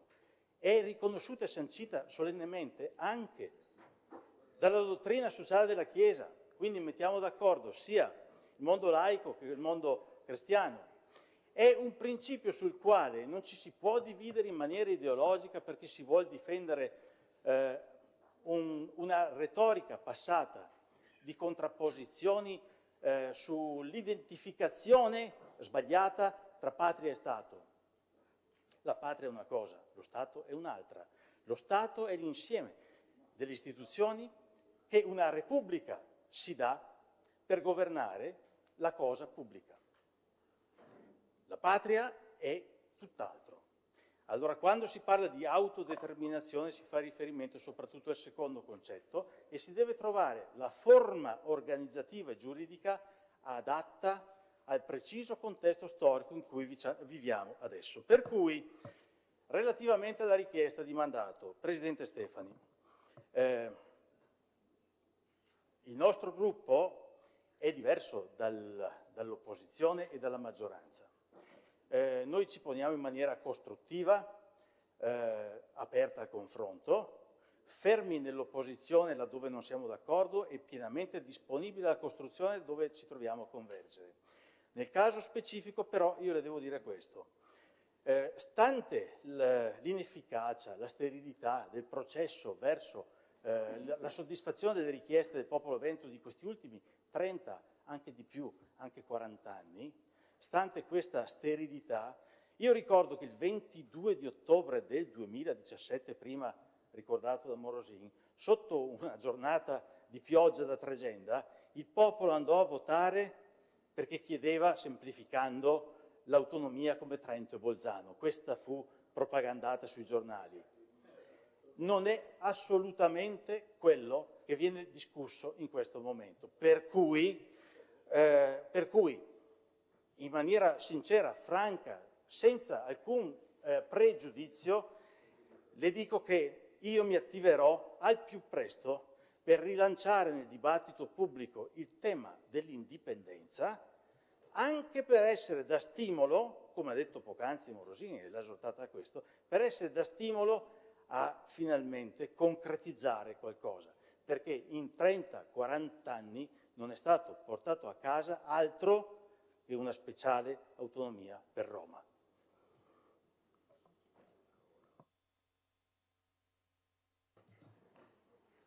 Consigliere Montanariello, prego. Grazie Presidente. Presidente, mi permetta una prima osservazione su come si approccia alla discussione di un tema così importante.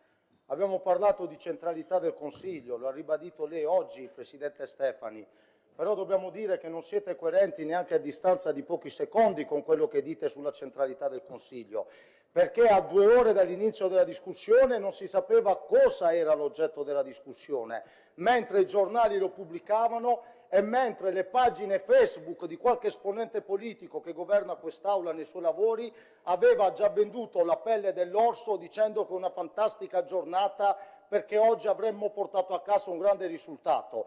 Prima ancora che il Consiglio iniziasse a discutere e prima ancora, Presidente, che ci fosse una discussione tra noi, se questo è il metodo che voi avete per dire che il Consiglio deve essere centrale, io guardi, avete citato Madison, non so chi è, sono un ragazzo di umili origini, però ho la certezza che avete fatto tutto tranne essere coerenti con quello che dite. Ancora una volta, Presidente, dopo anni che si parla di autonomia, non si capisce perché volete l'autonomia. Io ho passato 5 anni in quest'Aula a dire, ma ci potete dire perché la volete? Adesso, quando chiedete o chiedevate o chiederete la scuola, volete l'autonomia per cosa? Per dire che siamo fighi e che abbiamo a scuola veneta o perché c'è un disegno di scuola? O perché c'è un'idea di scuola? O perché c'è un'idea sulle materie? Oggi, Presidente, devo dare atto che su questo, almeno su quelle 4 materie che ha provato a spiegare, un piccolo passo l'abbiamo provato a fare, ma il gap è talmente tanto che penso che non sia bastato. Presidente, c'è un tema. In questi anni il Consiglio regionale è stato coinvolto zero sull'autonomia. Dobbiamo prendere atto che in questi anni l'autonomia è stato un modello esercitato per bandiere e passerelle politiche, perché il Consiglio regionale sull'autonomia, nonostante sia riunito una volta a settimana e anche più, non è mai stato coinvolto. Allora io mi chiedo, la centralità dell'Assemblea legislativa quando parlate di autonomia è una cosa di comodo o è una cosa che siete costretti a fare per far finta di essere democratici, che in questo dibattito, permettetemi, avete un pregresso che vi dimostra che non lo siete. Tra l'altro io ho un po' paura della vostra autonomia, perché permettetemi di dare 4 esempi di dove abbiamo avuto l'autonomia e abbiamo primeggiato e primeggiamo ancora sui siti dei ministeri come ultima regione d'Italia. Autonomia sul trasporto ce l'abbiamo dal 98 con la legge regionale 25, unica regione d'Italia che non mette risorse proprie. Abbiamo l'autonomia, abbiamo fatto una società veneta per gestire i treni veneti, perché noi altri volevamo la società dei treni veneta e abbiamo chiusa perché non funziona.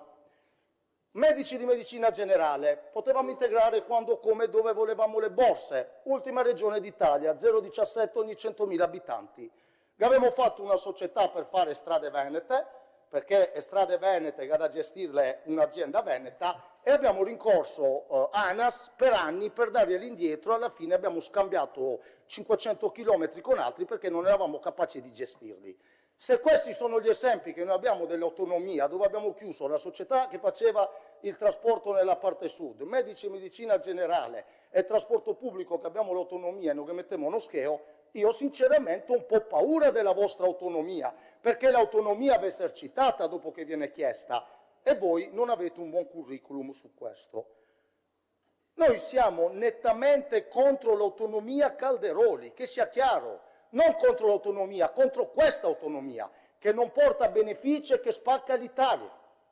Noi siamo contro questa autonomia, quella Calderoli, perché non porta benefici e spacca l'Italia.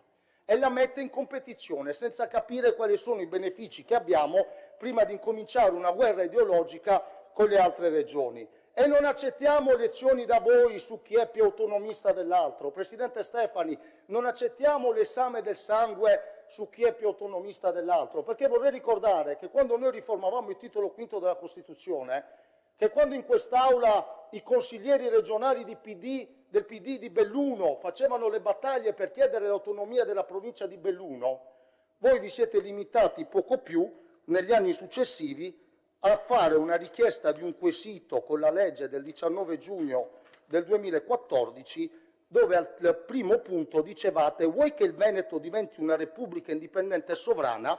E la nostra cara amata Costituzione, nella sentenza che vi ha bocciato quel punto al referendum, leggo l'estratto della sentenza: la Corte Costituzionale ha dichiarato illegittimità costituzionale dell'intera legge per la violazione degli articoli 5, 114, 138 e 139 della Costituzione italiana, in quanto il referendum consultivo previsto riguarda scelte fondamentali di livello costituzionale, preclude i referendum regionali, in particolare per il contrasto con i fondamenti, i principi di unità e indivisibilità della Repubblica Italiana di cui l'articolo 5 è fondata. Quindi, mentre noi facevamo i ragionamenti seri sull'autonomia, abbiamo scritto il titolo quinto, voi facevate referendum sull'indipendenza, sapendo che non ve lo faceva passare nessuno. E mi fermo qua, perché qualcuno ha anche esasperato gli animi, e qualcuno un po' più esaltato si è fatto anche il caramato de carta per andare sotto il campanile di San Marco, mentre noi parlavamo di autonomia. Ecco perché non accettiamo lezioni di autonomia da chi ha fatto i fatti per mettere le basi su un ragionamento serio e chi l'ha strumentalizzata sotto l'aspetto politico. Provo a chiudere dicendo che l'autonomia non è stato il vostro plebiscito. Morosini, diciamo una volta la verità, pure nella divisione di vedute. L'autonomia non è stato il plebiscito di questa regione, è stato il grande fallimento di chi ha governato questa regione.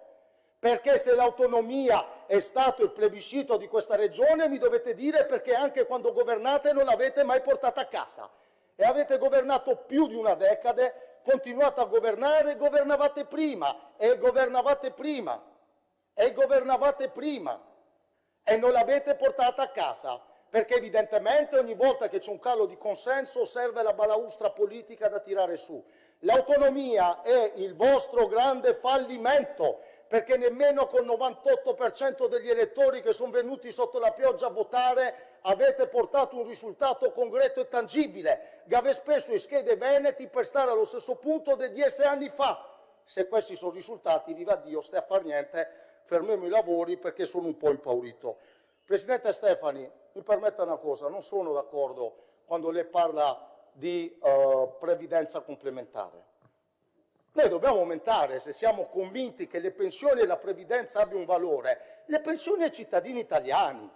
Non dobbiamo andare a dire ai cittadini italiani che, sì Presidente, ma adesso se fermo l'INPS Veneta, no, perché se me lo dice io dopo sono molto attratto dai passaggi quando dice che noi possiamo andare a trattare con gli altri, perché mi immagino domani una delegazione, lei e con chi riterrà opportuno, che andiamo da Putin a trattare l'oleodotto San Pietroburgo, magari, non lo so, Campagna Lupia, così Morosini, avevamo a competenza. Perché no, scusami un attimo, Campagna Lupia nel Manco de Venezia?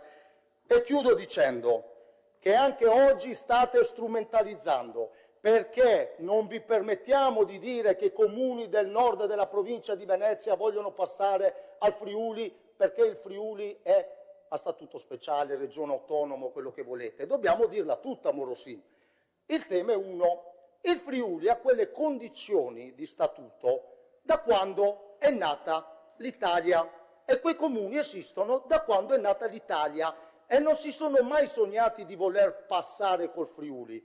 Siccome in questi anni le politiche che avete fatto hanno eradicato i territori di servizi sanitari, di investimenti sulle infrastrutture, hanno eradicato i territori di politiche che facessero nascere nuovi investimenti, tutela del chilometro zero, del commercio, quei territori li avete svuotati e stanno diventando dormitori come gli anni 70, che aveva gli ospedali, che aveva portato tutto quanto all'ospedale centrale. Il famoso piano sociosanitario che per tagliare i posti letto avete fatto e per fare le strutture intermedie siete ancora sotto, non le avete ancora fatte, per più del 40%. È un dato. E di questo dovete assumermi responsabilità. Ancora 40 secondi. Chiudo, Presidente, grazie. Quindi quei comuni, sapete perché vogliono andare in Friuli? Perché oggi vedono una disparità tra il Veneto che non ha investito nei territori, perché che musai sche per fare a pedemontana e non le strade dei comuni, tanto per fare un esempio che vi dà fastidio, e questi a fianco che una regione a statuto autonomo e dice mi sposto là perché la disparità è enorme. Ma mi dite prima della vostra mala gestione quando quei comuni hanno chiesto di andare col Friuli? Mai. Quindi assumetevi la responsabilità dei mal di pancia che hanno i comuni periferici creata dal vostro malgoverno, perché 30 anni che governate, e non strumentalizzateli per l'autonomia, perché credo che non ve lo permetteranno neanche loro quando gli faremo vedere il dibattito di oggi. Grazie consigliere. Consigliere Luisetto, prego.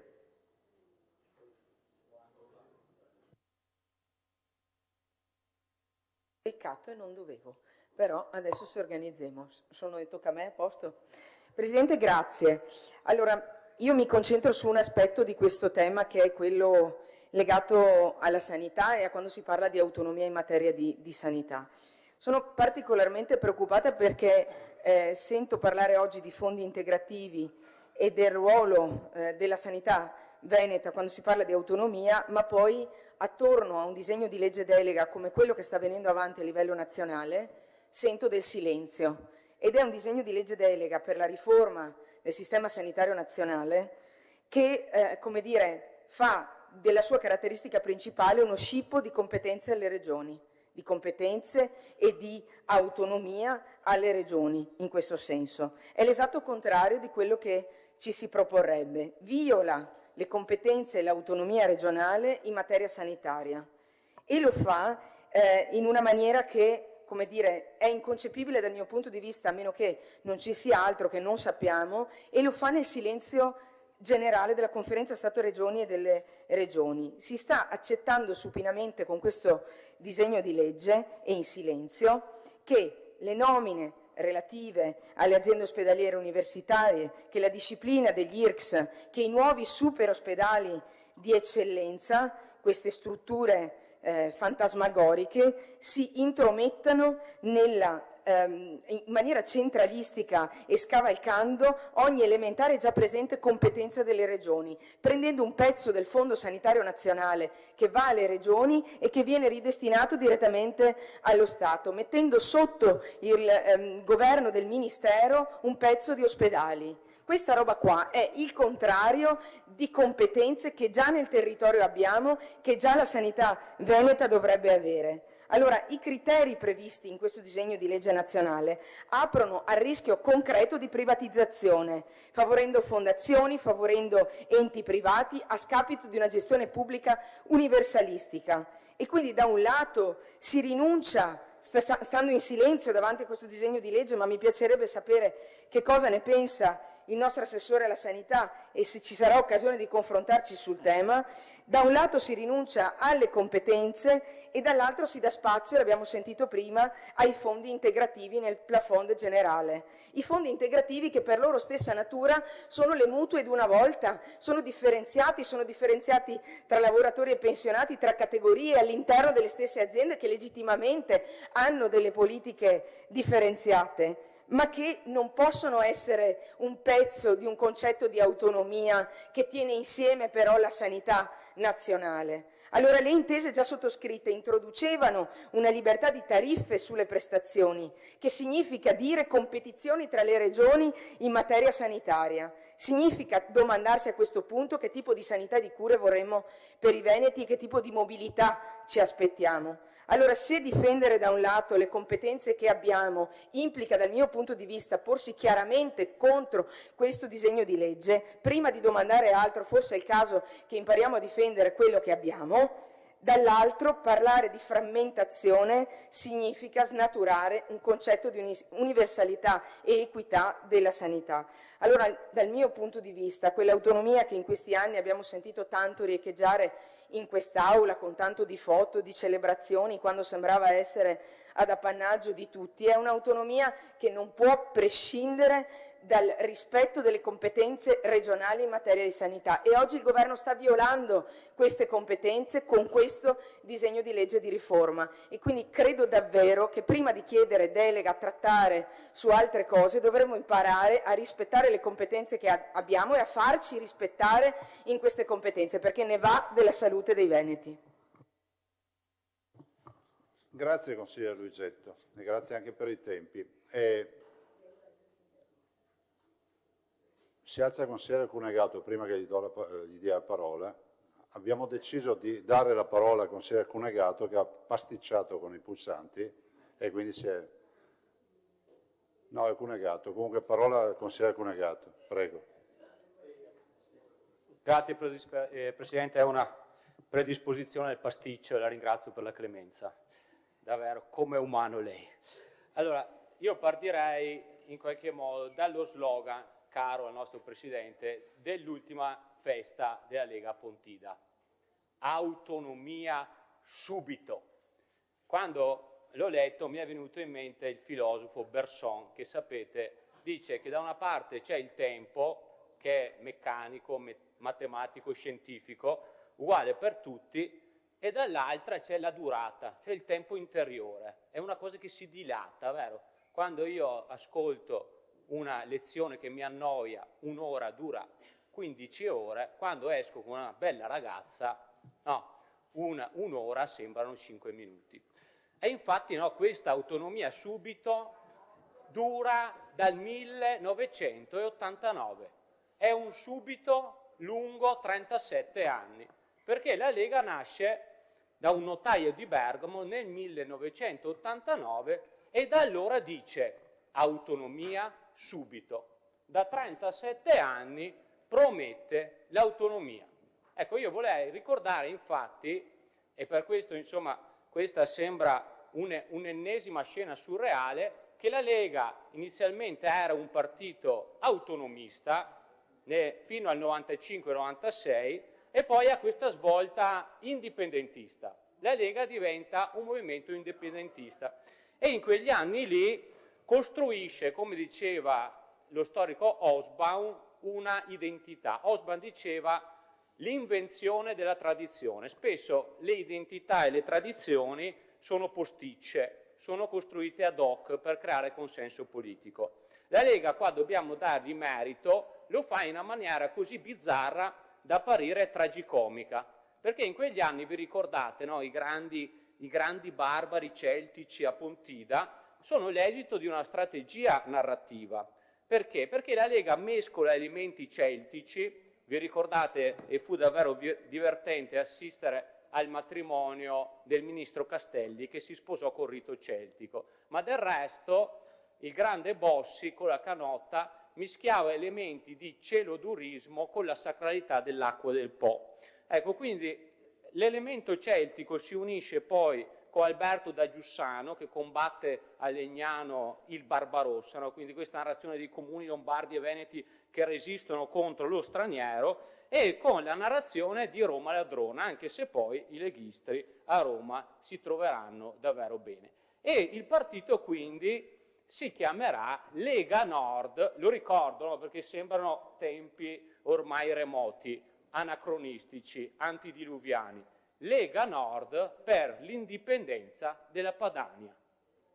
Questo dura finché non arriva un signore che si chiama Salvini, che diventa segretario nel 2013, che poi sbarca in Sicilia, come capitò molto prima a Garibaldi, e crea Noi con Salvini nel Sud, dopodiché muta il partito, che infatti tra il 2017 e il 2018 cambia il nome. Il partito non si chiamerà più Lega Nord, sparisce il Nord, ex abrupto, sparisce l'indipendenza, ma diventa Lega Salvini Premier. Ecco, lì c'è una mutazione genetica del partito che era stato autonomista, che diventa poi indipendentista e che infine diventa invece un partito di estrema destra conservatrice. Un partito il cui segretario incontra e si trova bene politicamente con gente come Trump, con gente come Orban, che si trova bene con estremisti razzisti inglesi e un po' cocainomani che ha da poco incontrato, quindi che si trova bene con tutta la destra estremista.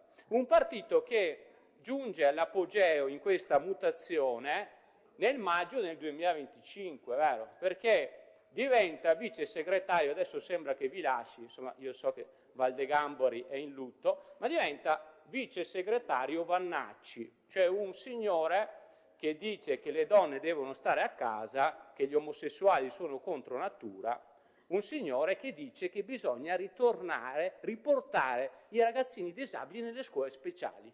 cioè che ci vuole riportare nel Medioevo, ci vuole riportare prima della legge Falcucci del 1977, che ci rese un paese pionieristico. Fummo i primi a dire che le persone con disabilità dovevano stare nella scuola di tutti. Altra vicepremier Sardone, invece interessata soprattutto all'ostilità nei confronti degli islamici, presidente della Camera Fontana, un signore che è contro, come dire, l'aborto e contro i diritti civili. Ecco, per questo, insomma, il presidente Zaia prova a costruire questo ossimero, no, di una lega, sì, ossimero, di una lega moderata, ma io credo che o lega o moderatismo, tertium non datur. Ecco, a questo punto, quindi, che cosa succede? Succede che l'autonomia, come dire, interessa poco, ovviamente, a questo nuovo partito che ha mutato radicalmente pelle e che ha espulso il Nord. Eppure che cosa succede? Succede che oggi ci ritroviamo a votare una delega del Presidente. Era già accaduto nel 2017, cioè questo Parlamento regionale nel 2017 aveva votato una delega a tale Zaia per trattare a Roma. E questa delega prevedeva, ecco, forse ce ne siamo dimenticati oggi perché oramai nella nostra società ci dimentichiamo di tutto, questa delega prevedeva che Zaia dovesse per noi veneti trattare le 23 materie perché in Veneto restassero i 9 decimi delle tasse. Ecco, io credo che Zaia abbia fallito in questo ruolo di mediatore e che questa trattativa sia fallita. Poi si arriva al 2018, no? Questo eterno ritorno di questa messa in scena, quando nel 2018 c'è una preintesa con Gentiloni. Ecco, ricordo che quella preintesa prevedeva non più le 23 materie, ma le politiche del lavoro, l'istruzione e la salute, la tutela dell'ambiente e dell'ecosistema. Poi finalmente vince le elezioni la Meloni. Siamo nel 2022 e così la Lega finalmente va al governo. Dico finalmente, ovviamente, ironicamente, perché la Lega, che dice autonomia subito, è stata in 4 governi Berlusconi, è stata nel governo Conte ed è oggi quasi al 4º anno del governo Meloni. Arriva quindi la legge di Calderoli che, come è stato ricordato prima, viene poi messa in discussione da quella Corte Costituzionale che abbiamo capito essere il nemico di Morosini. La Corte Costituzionale di fatto dice tante cose e una delle quali è proprio questa, no? Cioè i LEP sono una cosa importantissima e quindi non possono essere stabiliti dal governo. È vero? Se il Presidente Zaia ricorda spesso Rousseau, la sovranità popolare, che è l'istituzione che ha la sovranità popolare, il Parlamento. Quindi per cose così importanti la Corte Costituzionale dice bisogna che non ci siano scorciatoie perché è proprio quell'istituzione che rappresenta il popolo, che rappresenta chi va a votare, che deve stabilire quali sono i LEP. Poi dice anche un'altra cosa, che gli articoli 116, 17 e 18 stabiliscono, a differenza di quanto aveva deciso Calderoli, che non si possono trasferire le materie intere, ma si possono invece trasferire delle competenze delle materie.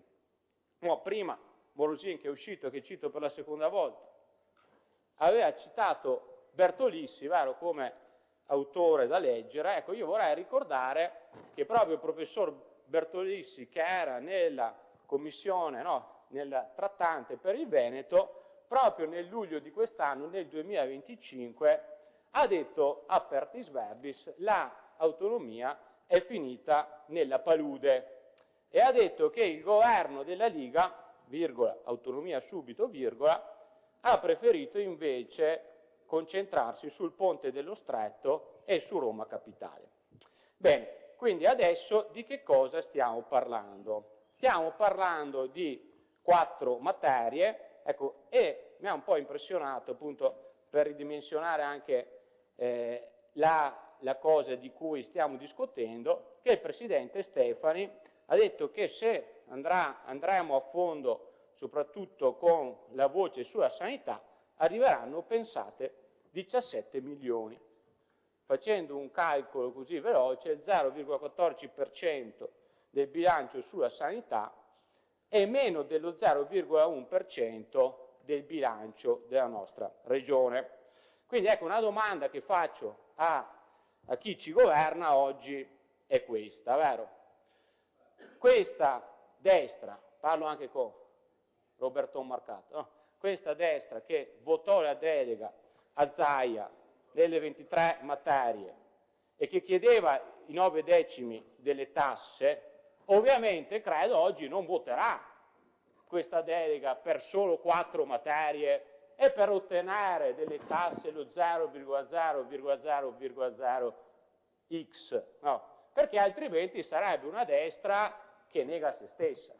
Ho votato una delega per portare a casa le 23 materie e i 9 decimi delle tasse, adesso voto una delega per portare a casa 4 materie e di fatto delle briciole. Ecco, il Presidente Stefani poi ha detto un'altra cosa che mi trova addirittura d'accordo. Stefani dice: è giusto che la politica si avvicini ai territori, è giusto che la politica e le decisioni politiche siano vicine alle comunità. A voi parrà perfino impossibile, ma io e la consigliera Ostanel siamo vicini a un tipo di federalismo che viene chiamato neomunicipalismo, cioè l'idea che le società democratiche funzionano se c'è democrazia nei comuni, nelle comunità. Ecco, io mi permetto di dire che la Lega è autonomista col potere degli altri, cioè è autonomista nel caso in cui si tratta di chiedere potere a Roma, e in questo ha sempre fallito finora, ma è invece centralista quando si tratta di sottrarre potere ai territori. In questi anni di governo è successo esattamente questo. I comuni contano sempre meno, i sindaci contano sempre meno, le comunità che votano democraticamente contano sempre meno. Facciamo l'esempio della sanità. Okay, come funzionava la sanità una volta? Siamo passati da 36 ULSS a 21 a 9 a un'azienda zero. Siamo passati, come dire, da una sanità dove c'erano veramente i sindaci che insieme al terzo settore, che insieme ai sindacati conoscevano i bisogni del territorio e costruivano risposte particolari ai bisogni particolari. Siamo passati invece a una gestione della sanità che, ricordiamolo, è l'80% del bilancio regionale, no? Quindi io sono autonomista, ma creo una sanità sempre più centralista. Questa è la questione, una sanità dove i territori, dove i sindaci in ULSS così grandi non contano più assolutamente niente. Ecco, lasciatemi fare una battuta anche per l'ennesima volta su Morosì, quando dice: attenzione, perché il mio nemico è la Corte Costituzionale. Ecco, noi abbiamo capito che il nemico della destra italiana sono tutti i contrappesi, è chiaro. Attenzione quando Morosì dice Vox Populi, Vox Dei. No, Vox Populi, Vox Homini. La voce del popolo non è la voce di Dio, la voce del popolo è la voce degli uomini.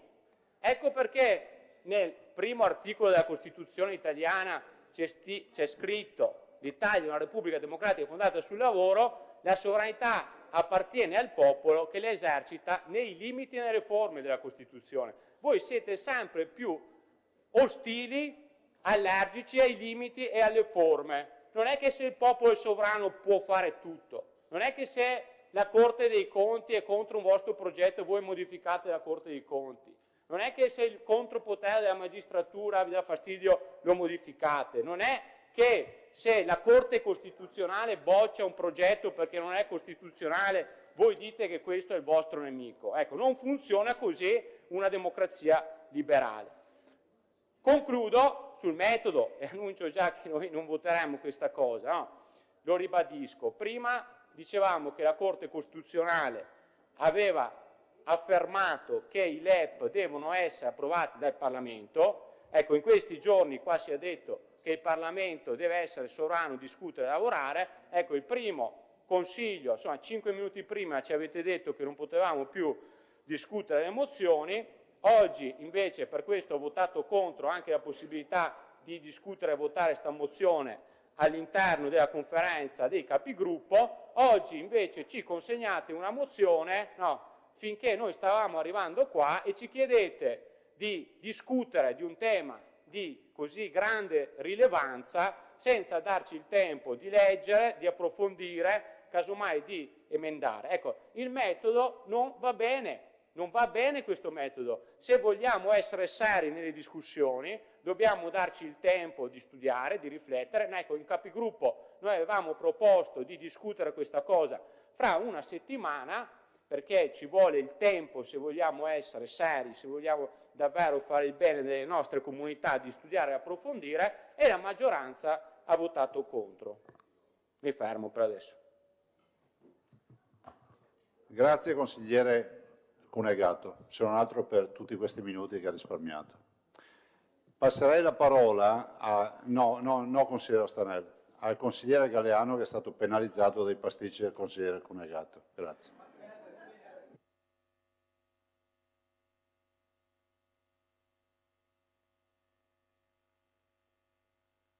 Prego consigliere, adesso arriva anche la parola.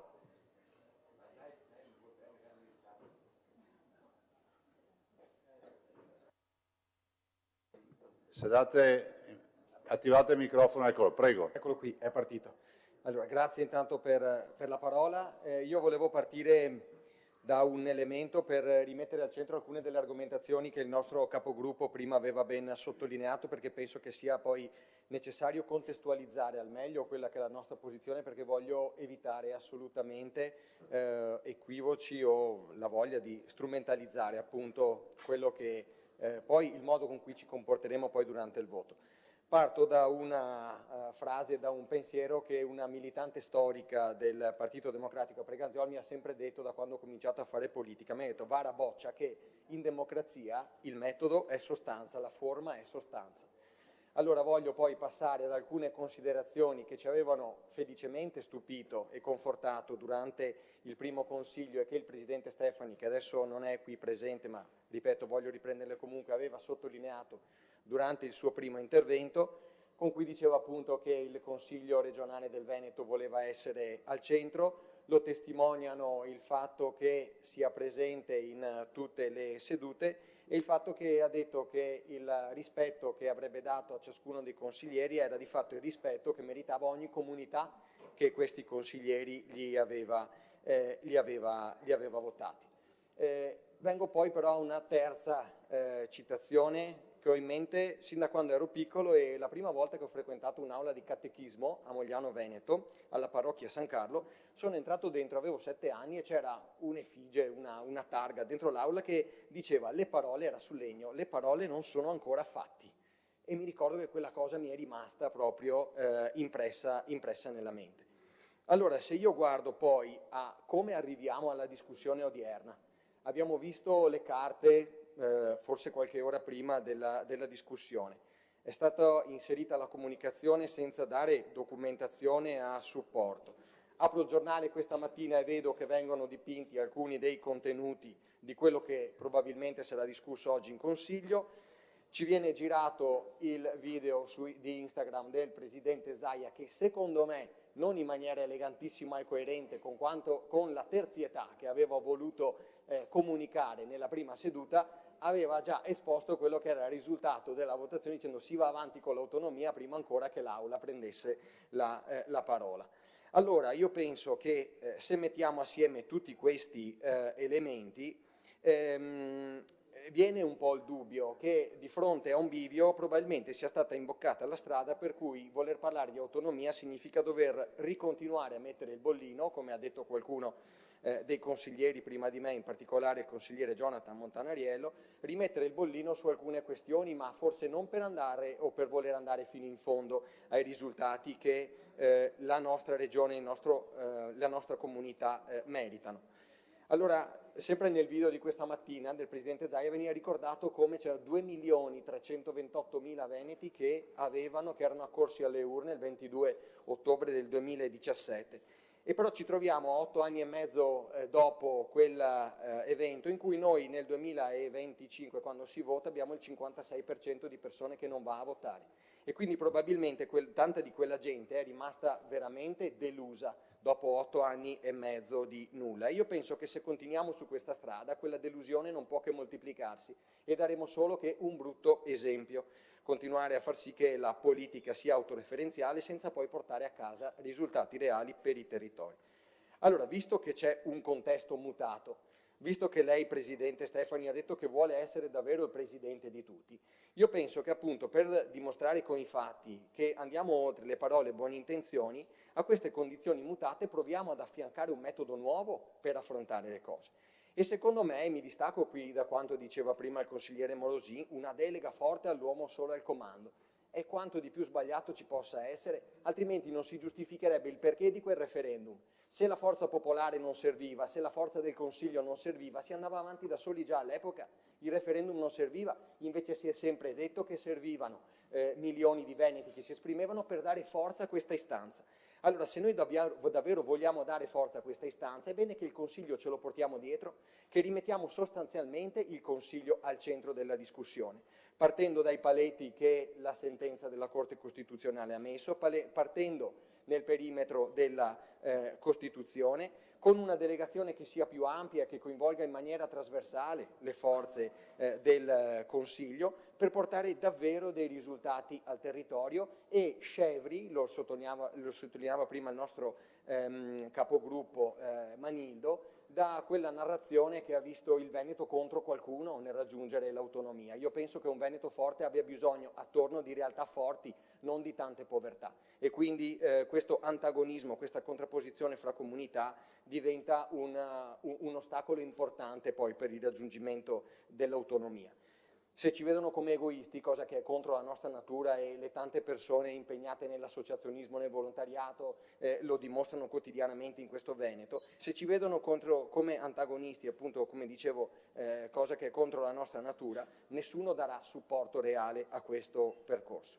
Allora, ripeto, se la centralità dell'azione che vogliamo oggi proporre in questo Consiglio è il territorio, è il bene della comunità, io penso che una delega che sia non in bianco ma approfondita e studiata come si deve, una delegazione più ampia e davvero rappresentativa di tutto il Consiglio possa davvero essere un momento di forza. L'ha detto lei nelle ultime parole di come la squadra deve essere appunto un elemento di forza.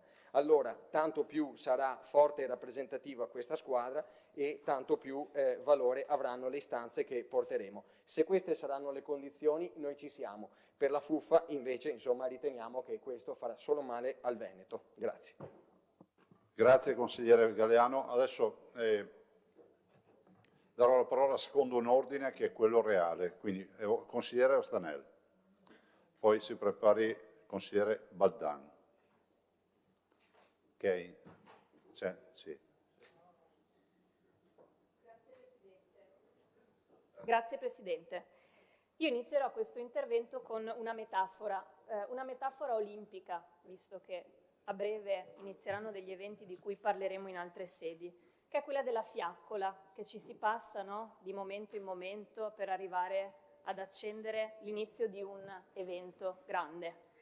Il passaggio della fiaccola tra i due presidenti, seduti anche in maniera plastica uno dietro l'altro oggi, e che si chiedono di passare la fiaccola, no? E portarla al risultato.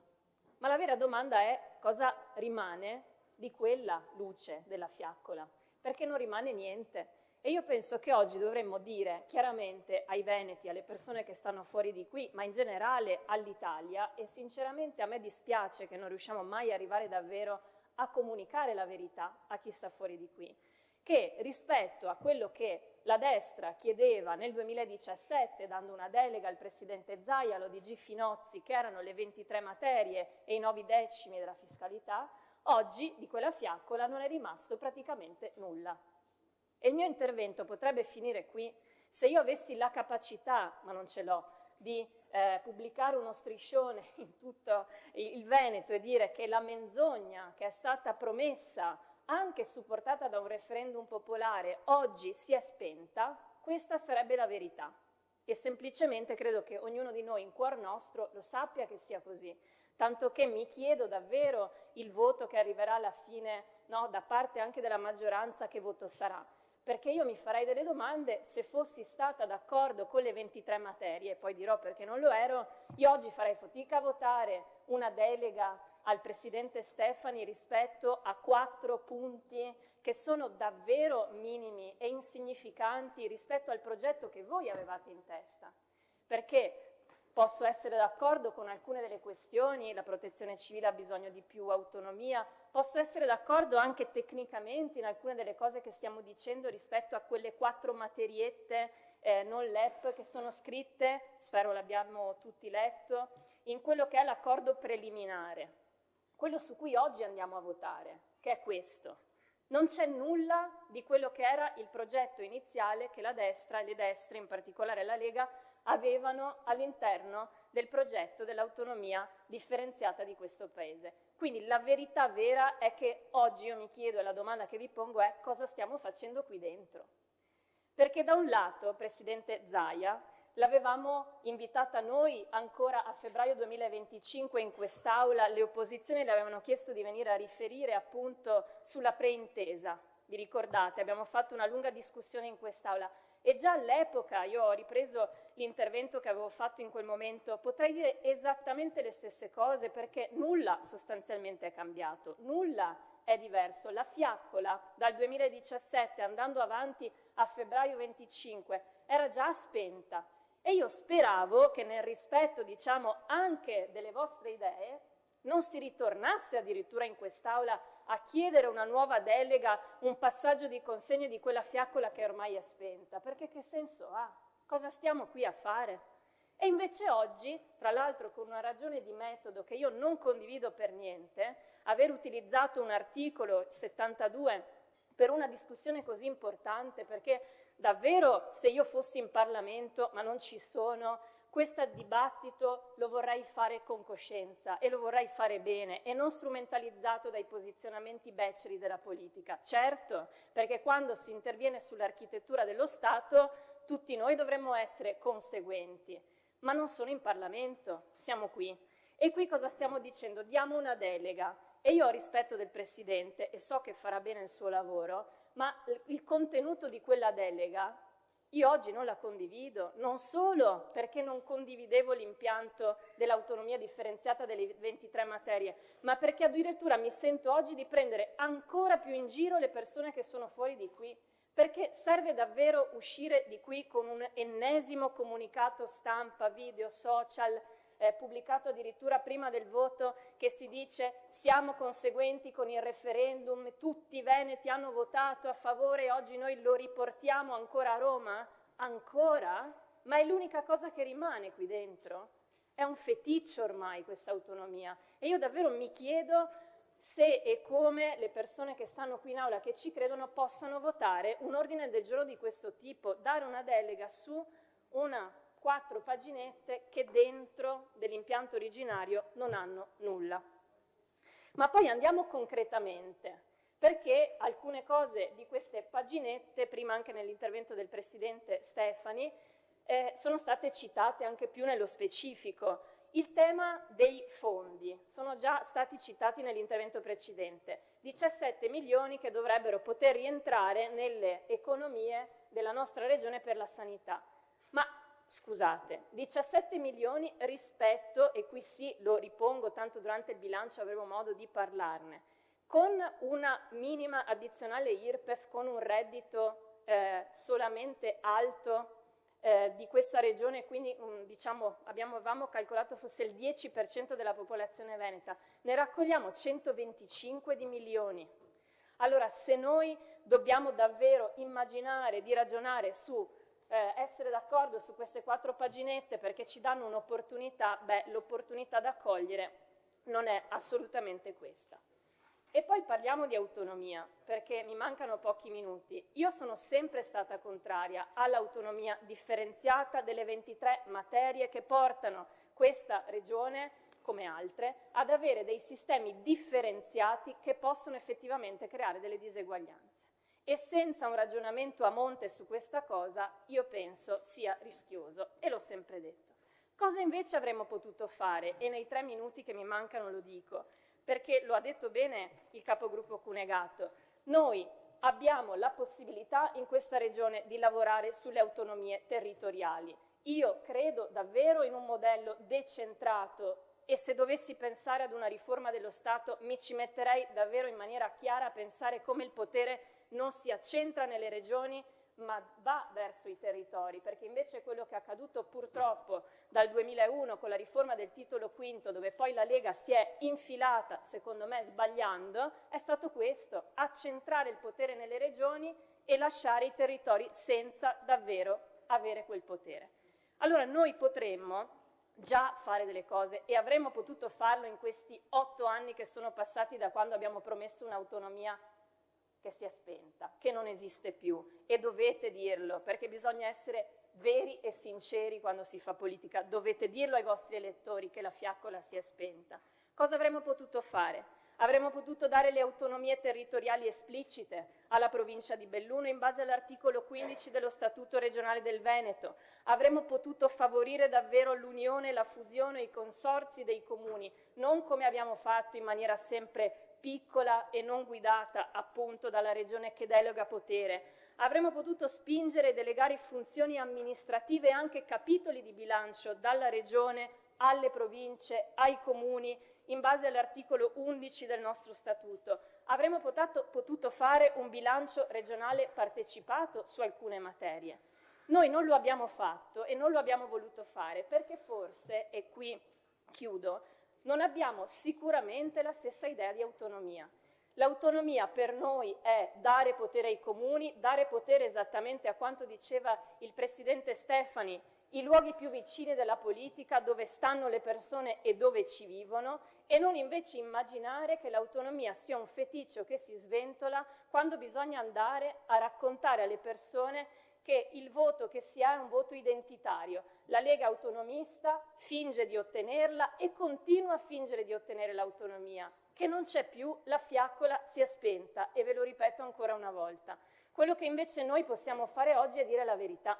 Dire la verità rispetto al fatto che non voteremo né la mozione che è stata presentata dalla maggioranza, perché il contenuto, l'ho appena detto, è dire do una delega su un documento che non esiste, e sinceramente credo che fosse nelle competenze del Presidente farlo comunque, e se invece il contenuto della mozione presentata invece dalla minoranza è dare centralità al Consiglio della discussione, io sono assolutamente d'accordo. Non si fa con l'articolo 72 come abbiamo fatto oggi ricevendo le mozioni 2 minuti prima, questo non è il metodo di lavorare sull'autonomia. Se poi invece si dice che la richiesta anche nell'altra mozione è quella di comunque dare mandato per un'autonomia differenziata, come ho già spiegato, noi non siamo d'accordo. Quindi l'obiettivo di non votare né una mozione né l'altra sta nella natura delle cose. Dire nel metodo è sbagliato approcciare così un tema così difficile, nei contenuti non siamo a favore di un'autonomia differenziata di cui appunto nulla rimane, e anche se fosse rimasta noi non saremmo stati d'accordo. Grazie consigliere Stanel. Consigliere Baldan.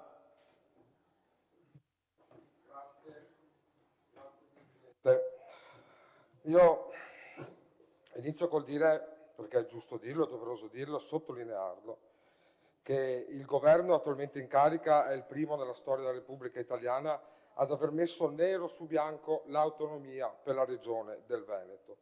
Mi permetto in questa fase iniziale del mio intervento oltretutto di sottolineare che questo rappresenta un esempio concreto di come si dà ascolto alla voce dei veneti e di come questo sia stata una priorità dell'azione di governo, che ha dato seguito al risultato ottenuto dal referendum costitutivo del 22 ottobre 2017 e che ha visto 2.273.985 veneti, non qualche milione o qualche migliaia, come mi sembra di aver capito in modo sminuente da parte di qualche intervento di qualche collega che mi ha preceduto, credere in questo percorso, un percorso che poi è stato condiviso negli anni da tutto il centrodestra fin dall'inizio.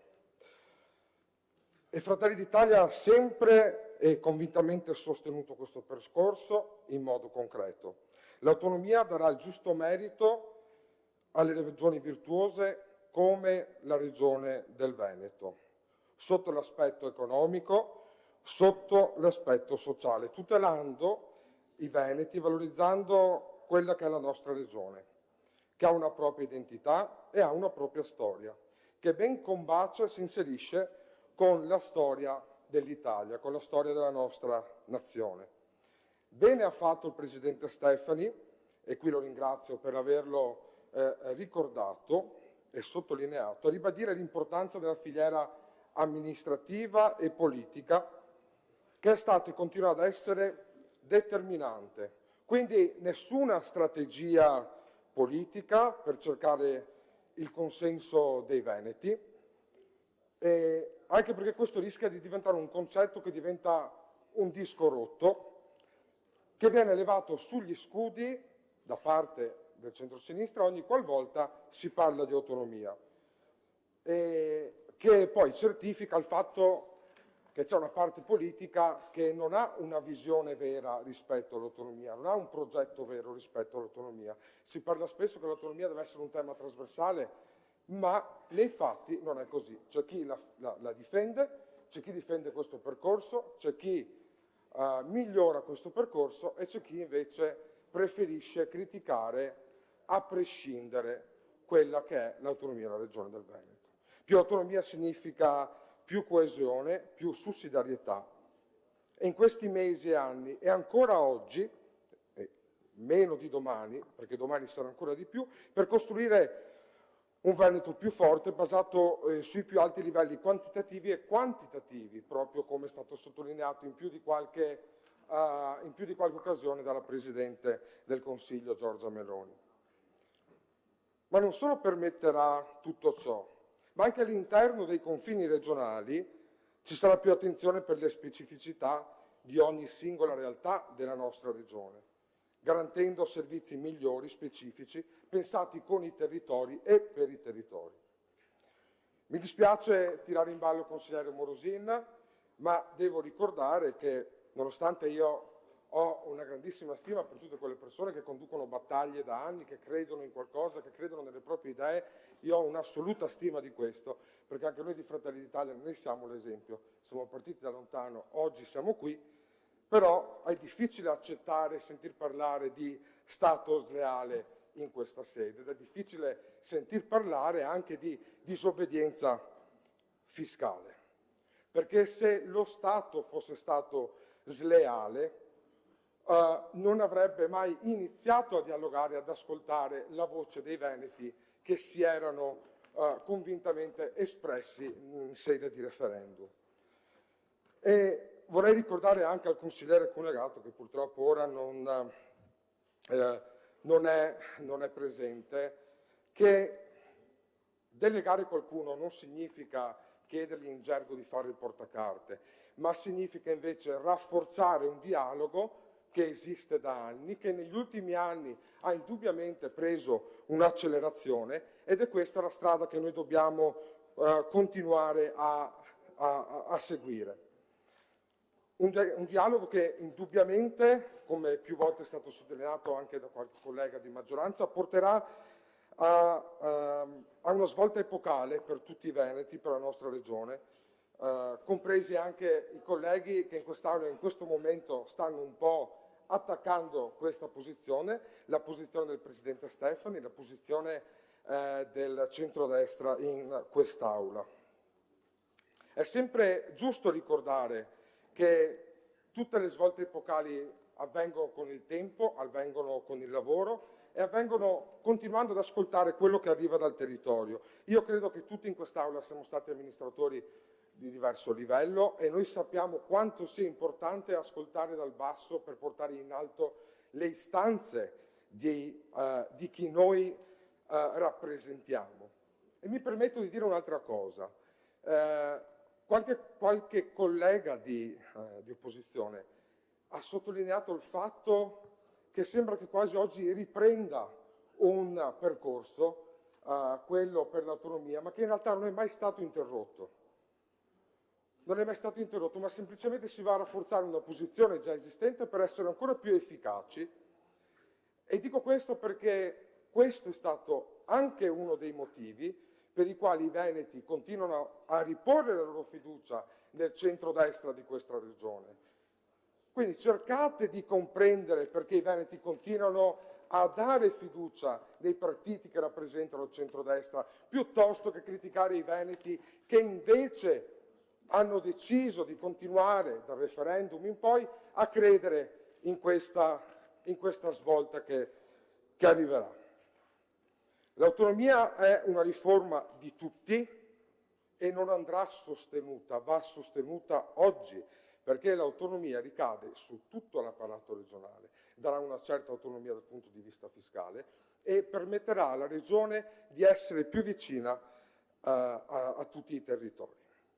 E chiudo dicendo che non esiste un governo esclusivo per Roma o di Roma, ma oggi c'è un governo eletto dai cittadini che tutela anche gli interessi dei veneti, esattamente come c'è una maggioranza e un presidente eletto in quest'Aula che continuerà a tutelare gli interessi di tutti i cittadini del Veneto. Grazie. Grazie consigliere. Consigliere Valdegamberi, prego.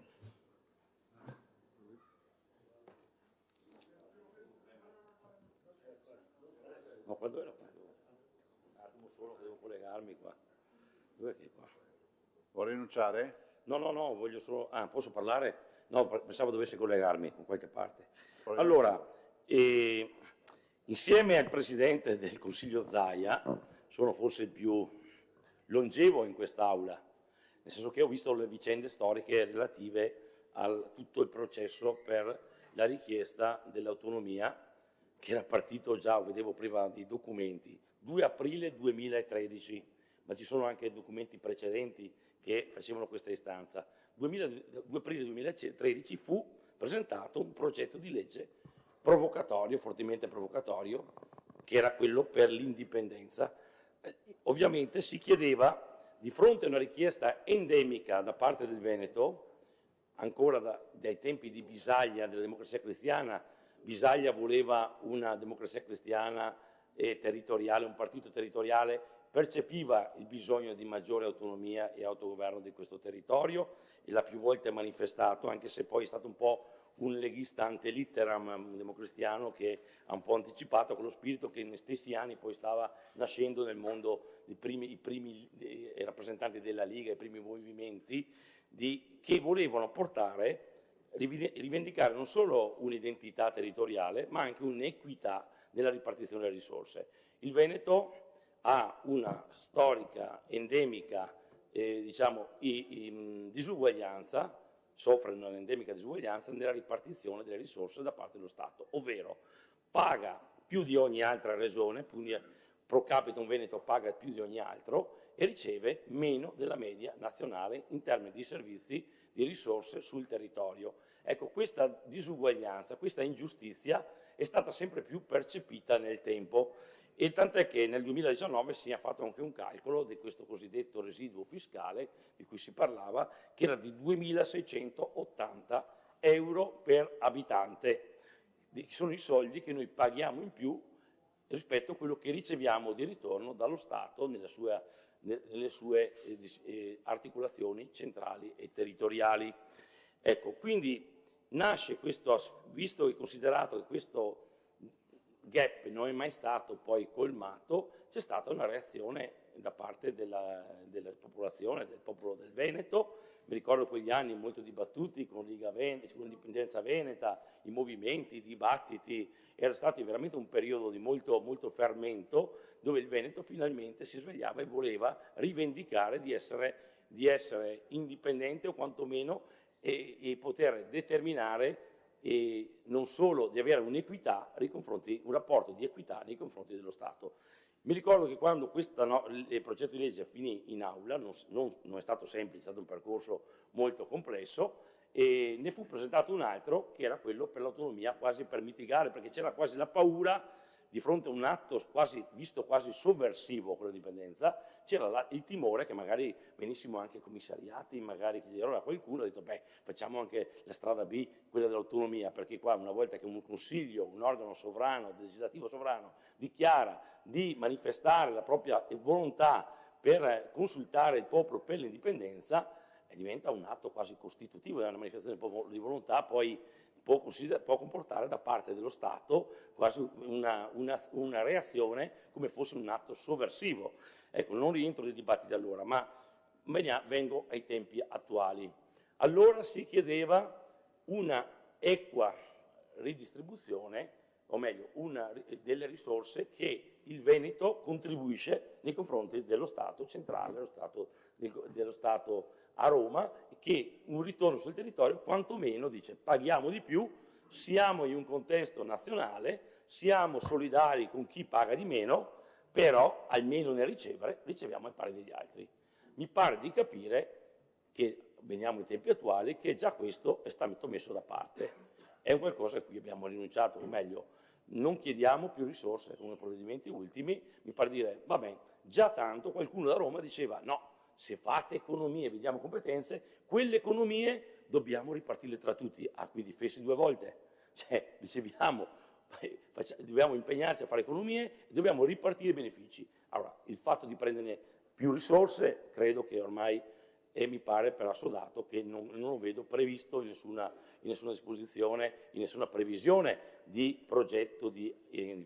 C'è il fatto di almeno, e non c'è Stefani qui, ma volevo dire, almeno che per quelle materie che ci vengono affidate, le economie che noi facciamo nella nostra regione rimangano nella nostra regione. Ecco, questo nel mandato che diamo al Presidente, voglio che questo rimanga un punto, una pietra miliare, che ciò che non riusciamo a gestire meglio, perché siamo convinti di gestire meglio dello Stato una serie di competenze a livello territoriale, quello che noi gestiamo, le economie che derivano da questa nostra gestione rimangono a beneficio della nostra regione, dove noi potremo dare maggiori servizi o usarle a beneficio dei nostri cittadini. Ecco, questo è un punto che voglio darlo come messaggio a Stefani nel mandato che diamo. Mi pare di capire che questo mandato riguarda quelle materie dove non è ancora necessario la definizione dei LEP, dei livelli essenziali di prestazione, perché so che c'è un tema a livello parlamentare in discussione, non c'è ancora il decreto, intanto ci sono delle materie che sono fuori, che non necessitano la definizione dei LEP, andiamo avanti su quelle. Poi mi auguro che definiremo anche le altre materie, quelle magari che più importanti, che necessitano prima una definizione di quali sono i livelli essenziali di prestazione e standard su cui riferirci come parametro per la distribuzione delle risorse. Ecco, quindi io il primo diciamo, impegno che chiedo è quello di inserire una clausola, se questa già non è prevista, che ogni economia che noi facciamo ritorni al territorio. Poi noi parliamo ovviamente di gestione delle competenze, perché oggi, ahimè, da qualche anno a questa parte, l'ambito di manovra sul contenuto, sull'oggetto delle competenze, per le regioni, anche come per lo Stato italiano, è sempre più ristretto. Ormai le nostre competenze, già che abbiamo per la Costituzione, come l'agricoltura, il turismo, eccetera, sono sempre più vincolate, non tanto a norme nazionali, ma a norme europee. Io penso al mondo dell'agricoltura, viene il pacchetto qui e noi siamo dei meri esecutori. Ecco, già eseguire e spendere bene è già una funzione importante, però abbiamo poco margine di intervento già ora. Io vedo, per esempio, quando abbiamo deciso di dare al Mercosur di importare le risorse, aprire i mercati all'America del Sud, è chiaro che questi mercati nel mondo agricolo diventeranno conflittuali con le nostre produzioni. Allora va posto il tema, regole uguali a mercati uguali, non possiamo mettere regole iper rigide per i nostri produttori e aprire e lasciare la manica larga a chi esporta l'Italia con regole diverse dalle nostre. Questo è il tema vero, che rischiamo altrimenti di fare un'azione, ma questi sono altri argomenti che esulano dalla questione di oggi. Io vorrei sottolineare, prima di concludere, un altro aspetto. Ecco, noi siamo qui che cerchiamo, se dico prima, di fare economie di qualche milione. io vedo che l'assessore alla sanità non c'è più, ma volevo lasciare un messaggio direttamente all'assessorato alla sanità. E noi abbiamo oggi un tema, che è quello della sanità, che è uno dei temi principali, quantomeno per quanto occupa in termini di risorse il nostro bilancio. Il tema della medicina difensiva è un tema di cui abbiamo parlato poco e ne approfitto, che potrebbe portare notevole risparmio di risorse. Mi spiego meglio. Oggi, nella finanziaria di quest'anno 2026, è costata, nel budget dello Stato, mi pare intorno a una finanziaria che cuba circa 19 miliardi, 20 miliardi di euro. Pensate che noi all'anno spendiamo tra i 10 e i 13 miliardi a livello nazionale di soldi a causa per la medicina preventiva, ovvero difensiva, ovvero facciamo una serie di richieste. Oggi un medico, non è possibile, ci sono studi legali ovunque, società che ti telefonano, dice hai avuto un problema con l'ULSS, io ti faccio io la causa, poi dividiamo a metà. Oggi c'è un sistema, le cause sulla sanità non hanno uguali in nessun'altra parte d'Europa, nel mondo, come in Italia. C'è qualcuno che va a speculare. Questo cosa comporta? Che se noi non difendiamo i nostri medici, I tempi, consigliere. Finisco. Il nostro medico di fronte non solo il dolo e la colpa grave, ma lo difendiamo nella sua azione. Uno farà richieste di prestazioni e di analisi 10 volte superiori per pararsi le spalle. E questo porterà liste d'attesa, bloccherà e alla fine porterà non solo svantaggi per lo stesso paziente, ma costi aggiuntivi. Il Veneto da solo fa una stima, parla di 1 miliardo oltre di risparmio solo legiferando in questo ambito, proteggendo un po' di più l'attività dei nostri medici e che credo che lavorino con coscienza, scienza e coscienza. Quindi il rischio c'è, ovviamente, ma non dobbiamo far sì che ogni volta uno debba lavorare con la paura, perché chiederà esami 3 volte tanto quelli necessari. Grazie consigliere. Consigliere Del Bianco.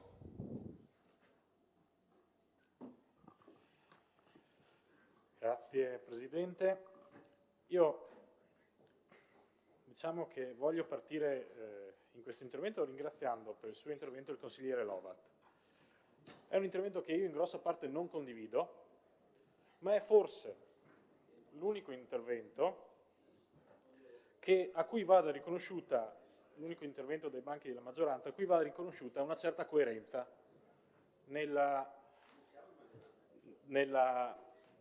nell'esposizione della tesi. Questo perché tutto il resto, compreso l'intervento del consigliere Morosì, si basa sostanzialmente sulla presunzione di avere non tanto una vera autonomia per i territori, ma di avere una nuova forma di centralismo. Un centralismo in questo caso veneziano. Lo si è colto molto bene, quando alcuni consiglieri, anche della Lega, hanno in qualche modo deprecato l'operazione fatta da tanti comuni che democraticamente hanno svolto dei referendum per chiedere il passaggio da una regione all'altra. Allora, se da un lato chi sostiene forme di autonomia da Roma sostiene giustamente queste forme in virtù della sorta di autodeterminazione dei popoli, non vedo perché, in maniera del tutto coerente, allora non si sostengano anche quei comuni che hanno chiesto di passare da una regione a un'altra. E allora forse è bene anche ricordare, in partenza di questo intervento, quali sono questi comuni. O meglio, io ricorderò quelli bellunesi, perché non li ha ricordati nessuno qui. Infatti nessuno ha detto che ci sono comuni che non solo vogliono passare col Friuli, ma vogliono soprattutto passare col Trentino e con Bolzano. Tra questi comuni ci sono Lamon, Sovramonte, Taibona Gordino, Livinallongo Col di Lana, Voltago, Colle Santa Lucia e, udite udite, Cortina d'Ampezzo. Questo forse va ricordato quando parliamo di autonomie anche e di espressioni di volontà territoriali, perché tutti questi comuni in maniera democratica hanno fatto dei referendum, in tutti questi comuni è stato raggiunto un quorum e in tutti questi comuni si è chiesto una determinata cosa, che non è solo una provocazione, evidentemente. Allora io chiedo e dico a chi sostiene i passaggi, diciamo così, o chi sostiene posizioni addirittura di totale autonomia, intesa come indipendenza dallo Stato centrale, credo che chi sostiene queste posizioni debba rispettare anche queste altre posizioni, almeno rispettarle. Detto questo, penso e credo che la questione vada affrontata in termini seri, perché l'autonomia è una questione seria. Allora, io ho voluto ascoltare davvero il dibattito per capire se questa nuova svolta, se questa nuova legislatura avesse potuto segnare una discontinuità in termini di serietà, di approccio rispetto alla questione dell'autonomia. Ed ero molto curioso, sarei stato anche disponibile a dare davvero un mandato al Presidente Stefani se il Presidente Stefani avesse dato veri motivi reali di discontinuità su questa questione. Mi sarei aspettato, qualcuno l'ha già citato, in primis un mea culpa. Un mea culpa perché io ora capisco che ci sia gente più interessata a passare le caramelle, però voglio leggere un passo dello Statuto della Regione del Veneto. Articolo 15. La Regione Veneto conferisce con legge alla provincia di Belluno, in considerazione della specificità del suo territorio transfrontaliero e interamente montano, nonché abitato da significative minoranze linguistiche, forme e condizioni particolari di autonomia amministrativa, regolamentare e finanziaria. Questo è lo Statuto della Regione del Veneto. Cosa ha fatto la precedente amministrazione regionale, le due precedenti legislature? Che cosa hanno fatto per attuare questa parte dello Statuto? Che cosa ha fatto il Presidente Zaia per attuare la legge 25 del 2014? Che prevedeva forme di autonomia amministrativa, regolamentare e finanziaria per un territorio della Regione del Veneto, nella fattispecie la provincia di Belluno. E dico di più, perché il 22 ottobre 2017 non si votò soltanto il referendum sull'autonomia del Veneto, ma in provincia di Belluno si votò uno specifico quesito esattamente sull'autonomia della provincia di Belluno e anche quel quesito passò il quorum e i sì vinsero con il 98%. Che cosa ha fatto la Regione del Veneto per prendere in considerazione questa voce del popolo? Esiste forse un popolo di serie A e uno di serie B? Esistono veneti di serie A e veneti di serie B? Perché se si domanda autonomia, indipendentemente dal fatto che la si domanda su materie residuali, ed è quello che è stato detto bene dai miei colleghi, se si domanda autonomia bisogna avere la credibilità per portare avanti il percorso. E una regione, e un presidente di regione, che dice giustamente che più si avvicina il decisore politico ai territori, più le decisioni sono efficaci, e che è inutile ribadire cose qui e poi fare diversamente a Roma, allora però dovrebbe agire di conseguenza. E allora io mi sarei aspettato, nel discorso di Stefani questo pomeriggio, una presa di posizione chiara anche su quello che è il ruolo della Regione del Veneto, dell'autonomia rispetto ad altri territori che fanno parte della stessa Regione. Non si può pretendere autonomia e fare finta che chi dovrebbe averla già in virtù dello statuto e di una legge regionale di fatto possa tranquillamente continuare a non essere considerato tale. E allora io credo che la questione di fondo su tutta la questione dell'autonomia sia appunto la credibilità. E la credibilità non è essere autonomisti a Roma e centralisti a Venezia. La credibilità sull'autonomia è praticarla davvero. Purtroppo in quest'Aula abbiamo assistito questo pomeriggio a un altro teatro della commedia comunicativa dell'autonomia recitata, non dell'autonomia davvero praticata.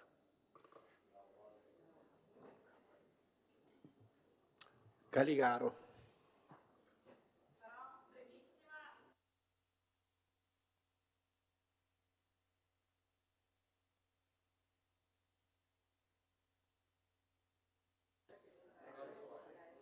Sarà brevissima, e non solo perché Alessandro Del Bianco, che è un consigliere come me di Belluno, ha già citato la specificità della provincia di Belluno, quindi il fatto che sia un territorio interamente montano, con delle minoranze linguistiche, i cimbri e i ladini, E quindi quello che dice lo Statuto del Veneto e quello che doveva portare avanti la legge 25, noi lo vorremmo appunto anche per la provincia di Belluno, perché come ha detto prima il Presidente Stefani, il principio di sussidiarietà è fondamentale, perché comunque avremmo un abito cucito su misura rispetto al territorio.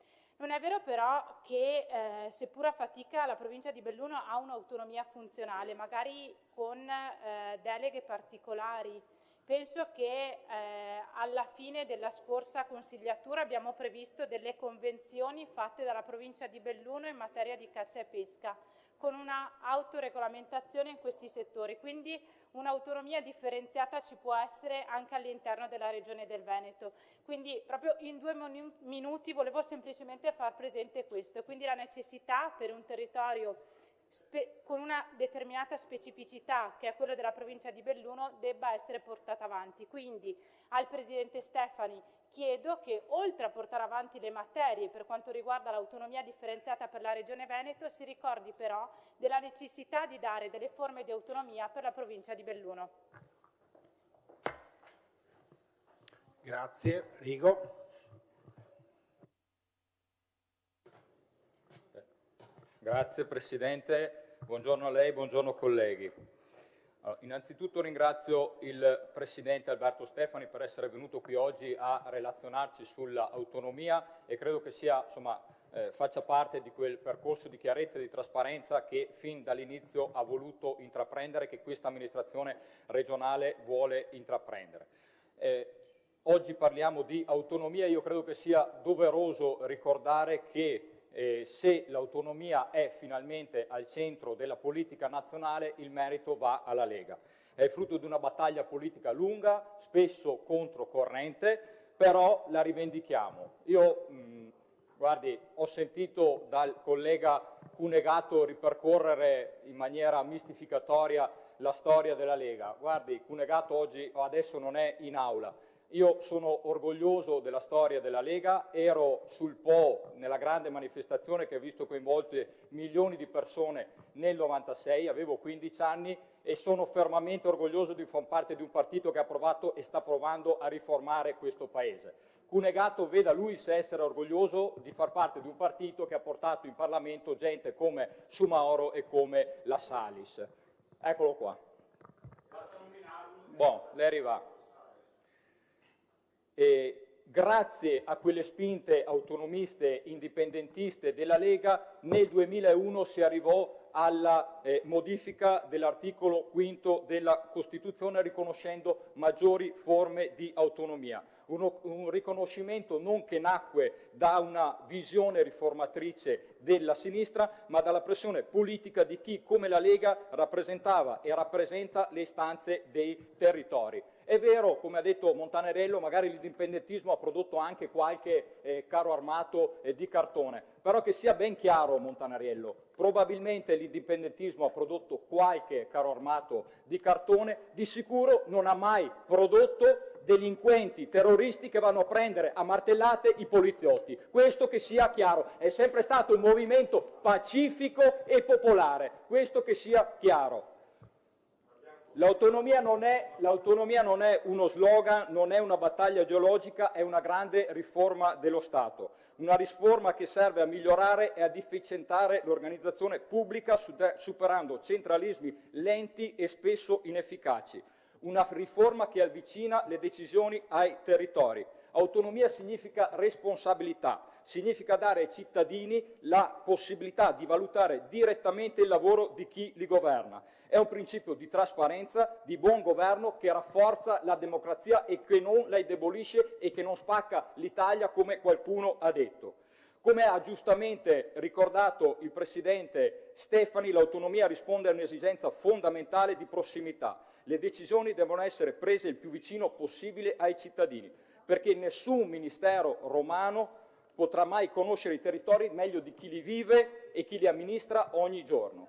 Io concludo ringraziando di nuovo il Presidente Stefani che oggi è venuto qui con un messaggio chiaro, è venuto a tendere la mano, è venuto a dire creiamo una filiera istituzionale veneta per cercare di portare l'autonomia sui nostri territori. Io spero che questa mano sia colta, se sarà colta bene, altrimenti andremo avanti nel percorso convinti che è quello che necessitano i nostri territori. Grazie Presidente. Grazie. Sambo. Parola a Sambo. Oggi siamo qui e sembra di assistere, prima si parlava di una fiaccola che si spegne, in realtà mi sembra più uno spettacolo di fuochi d'artificio. Tanto rumore, tante luci, molti slogan, ma alla fine resta una domanda semplice e molto concreta. Che cosa rimane davvero della vostra autonomia leghista che è tanto stata decantata poco fa? Che cosa avete portato a casa? Non per il partito, non per la vostra pura propaganda, ma per la vita quotidiana dei veneti? Perché i cittadini si ricordano bene una cosa: milioni di euro spesi in propaganda, in referendum e poi nessun miglioramento tangibile nei servizi, nessuna svolta sulla qualità della vita, nessuna risposta alle fragilità che crescono in questo Veneto. Avete trasformato l'autonomia in una parola magica da ripetere quando serve, l'hanno detto anche altri colleghi, ma non in uno strumento vero per risolvere i problemi. E sapete cosa è ancora più grave? Che continuate ad accusare la magistratura di fermare le vostre mire autonomiste. Ma scusate, davvero volete farci credere che il problema sia la magistratura, quando dove già governate con i poteri che già avete, sono stati fatti vari esempi, non date nemmeno le risposte che servono? La verità è molto semplice. L'autonomia la invocate quando vi serve un nemico esterno, ma quando si tratta invece di governare, quando si tratta di scegliere, quando si tratta di assumere le responsabilità, di assumersi le responsabilità, lì sparite. Prendiamo un esempio chiarissimo: Venezia. Il tema delle affittanze turistiche è sotto gli occhi di tutti, la desertificazione residenziale, l'espulsione dei giovani, la crisi abitativa, il lavoro sempre più precario e povero. Eppure qui gli strumenti ci sarebbero, in Veneto e a Venezia. La normativa permette già margini di intervento. Le amministrazioni locali e regionali possono agire con regolamenti, controlli, politiche abitative, come è stato fatto in altri territori. E voi che governate qui in Regione, e per fortuna governerete ancora per poco a Venezia, non avete fatto assolutamente nulla. Allora di cosa parliamo? Di autonomia o di incapacità politica? Perché se non usate i poteri che avete già, perché dovremmo fidarci allora di poteri ulteriori? E veniamo alla sanità. Qui l'autonomia decisionale della Regione Veneto è già enorme: programmazione, organizzazione, scelte di spesa, personale, rete territoriale, che forse ci vogliono invece a livello nazionale scippare, come ricordava prima la collega. E qual è il risultato dopo anni? Avete scelto sistematicamente la strada più facile e più sbagliata: aumentare le prestazioni nel privato invece che rafforzare il pubblico. E oggi, per dimostrare che qualcosa l'avete fatta, vi aggrappate, come ha fatto il Presidente, alla delega, quella della protezione civile, come se fosse la prova che l'autonomia invece produce risultati. Ma diciamolo con chiarezza, questo non avrà alcuna ricaduta reale nella vita delle persone, perché il nodo non è aggiungere semplicemente una, due, tre competenze, prima si diceva un fogliettino, che serve solo a fare un comunicato stampa, ma il nodo, o un post su Instagram come il Presidente Zaia. Ma il nodo vero è che manca una strategia, manca la capacità di investire nei servizi, manca una visione di equità. E ormai è chiaro a tutti: la vostra secessione non si può fare, non solo perché è sbagliata, ma perché non sta in piedi politicamente, e lo sapete benissimo. Persino la vostra destra, dentro la vostra maggioranza, ci sono pezzi che non vogliono l'autonomia così come la volete voi. E allora, quando non si riesce a concludere nulla, ed è quello che non state concludendo nulla, dopo decenni di propaganda, cosa si fa? Si alza il volume, fuochi d'artificio, si torna al palco, si mette al centro la finta trattativa, una trattativa infinita che non finisce mai per dover giustificare invece una posizione solo ideologica. E qui arriviamo al punto politico. Voi state usando il Consiglio regionale non per i veneti, ma per voi stessi, per la vostra politica. Siete disperati perché sono 4 anni ormai quasi che siete al governo nazionale, ma non avete portato a casa nulla di concreto. E vi serve una narrazione, vi serve un diversivo, forse prima qualcun altro ha utilizzato questo termine, vi serve un titolo, vi serve, guarda caso, proprio oggi, nel momento in cui Vannacci lascia il vostro partito, per provare a dire che voi siete diversi, che siete un'altra cosa. Ma i veneti non sono ingenui, alle vostre giravolte non ci crede nessuno. E mentre voi fate teatro sull'autonomia, qui fuori ci sono i salari bassi, il caro affitti, i servizi sociali sotto stress, le liste d'attesa, i trasporti che non reggono, i territori che si svuotano. E allora mi chiedo, perché non stiamo invece discutendo del bilancio dei veneti, delle priorità vere, degli investimenti necessari? Perché preferite tenere il Consiglio bloccato su una trattativa che serve solo ad allungare la vostra vita politica e non a migliorare la vita delle persone? Anche perché, lo ricordava prima benissimo il consigliere Dal Bianco, è facile chiedere l'autonomia in casa di altri e poi applicare il centralismo veneto in casa propria, perché il Veneto non ha mai dato nessuna sussidiarietà né autonomia ai propri territori. Parole che avete utilizzato, coesione, sussidiarietà, autonomia, sono tutte bellissime parole che avete utilizzato tutti oggi in quest'Aula. A Belluno, come ha ricordato il consigliere Del Bianco, ai comuni, come hanno ricordato anche i consiglieri, la consigliera Ostanel, e a Venezia, perché a Venezia, la città metropolitana di Venezia, la regione poteva delegare, così come ha fatto l'Emilia Romagna con la città metropolitana di Bologna, ha delegato tantissime cose, dai trasporti alla casa, uno dei temi fondamentali. Qui invece in Veneto non avete delegato una competenza alla città metropolitana di Venezia. E non avete quindi da un lato, insomma, chiedete l'autonomia a livello nazionale, ma quando invece si tratta di guardare i propri territori, le proprie specificità. E il problema della destra, che è centralista, non è solo centralista anche in Veneto, è centralista anche in altri territori, perché anche a Venezia è sempre la stessa destra che governa anche qui il Veneto. Di fronte alle parole sussidiarietà, autonomia, decentramento, eccetera, hanno tolto le deleghe alle municipalità, che sono le realtà più vicine ai cittadini e più vicine al territorio.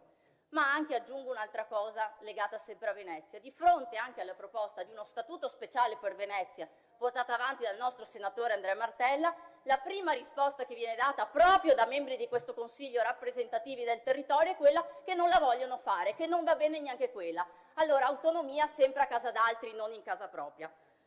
E allora, questa autonomia, così come la state raccontando, è una promessa tradita e un alibi. È una propaganda quando serve e silenzio invece quando bisogna decidere. Noi non abbiamo bisogno di fuochi d'artificio. Abbiamo bisogno di una sanità pubblica forte, di casa accessibile, di lavoro dignitoso, di servizi che funzionano, di territorio che viene governato con responsabilità.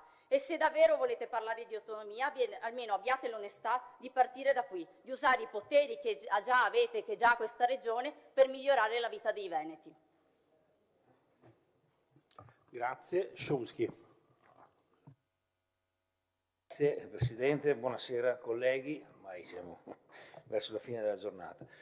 Allora, io sono intimamente indipendentista, ma lo sono diventato nel tempo, perché insomma, ho avuto una lunga esperienza amministrativa sul campo iniziata nel 94. Rammento che allora si fondò il movimento dei sindaci del Nord-Est e i punti li scrisse Riccardo Sciumsky da Santa Lucia di Piave. Poi certo Cacciari e gli altri avevano una maggior visibilità, però quei punti che erano di autonomia dei comuni, di una situazione diversa, li avevo scritti io. Quindi è un percorso in cui mi sono disilluso, anzi ho compreso che un nemico è lo Stato. È lo Stato nell'organizzazione che ha l'Italia, che è uno Stato che ha occupato i territori, ha imposto un modello centralista che non ne rispetta a nessun livello, che sia regionale, comunale, provinciale, di entità. E questo è un dato di fatto. Quindi la spinta che diciamo nel Veneto, nella gente è sentita in maniera particolare, è questa. Ed è ancora sentita e forte, si è espressa in quel referendum, ma anche in altre iniziative di vario tipo più o meno importanti. E anche in questa campagna elettorale, io che ho dovuto girare per mancanza di visibilità per i territori, è un elemento che viene ricordato come importante e c'è una delusione per il tempo che è trascorso. Ma la delusione viene perché, lo dico apertamente, l'ho già detto, ci siamo fatti infilare chi rappresentava in quella che è la legge Calderoli, una trappola che poi è stata smontata dalla Corte Costituzionale perché hanno dato il là a una approvazione che ha limitato completamente le possibilità, perché questo è il risultato. Per cui mi dispiace, da qui in avanti c'è la delusione da parte nostra. Quello che è stato esposto sono bricioline, sono aspetti secondari, perché se qui non stiamo a aspettare il LEP, in cui un calcolo approssimativo dice che ci vogliono 100 miliardi, e stiamo tutti freschi, sia chiaro, non se ne viene fuori. E da questo punto di vista. E lo Stato è un nemico, lo dico per la mia esperienza, dal 94 al 22 di sindaco, cioè io sono passato anche attraverso l'Anci Veneto, scoprendo che il sindacato dei comuni non faceva gli interessi dei comuni, perché si accontava delle briciole anche allora, invece di opporsi in maniera concreta.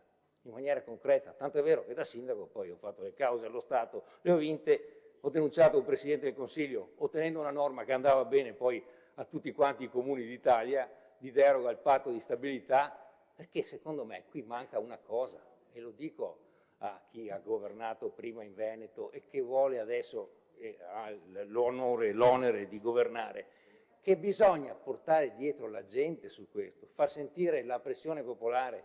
Non possiamo pensare di andare partito alla delegazione, perché non conta. È quello che porta il territorio, quindi ci vuole una mobilitazione continua, bisogna mobilitarli i cittadini, se no non se ne viene fuori. E l'elemento è che le funzioni, le competenze, se non porta in Dio Ischei, per dirla a Veneta, le risorse non contano niente. Lo vediamo in sanità, e io concordo che dal decreto che ho visto proposta di legge c'è un attacco completo alla sanità pubblica, e quindi su questo saremo contrari e difenderemo nei modi, nelle opportunità, ma non è oggetto attualmente. Ma la nostra sanità, da quello che abbiamo visto in Commissione, ha un deficit di finanziamento clamoroso e noi dobbiamo ottenere quelle risorse, ma non a scapito di altri, perché è giusto che ci siano. Abbiamo una sanità che serve anche a altri territori ed è giusto che abbia quelle che sono le necessità e il riconoscimento per essere una sanità pubblica.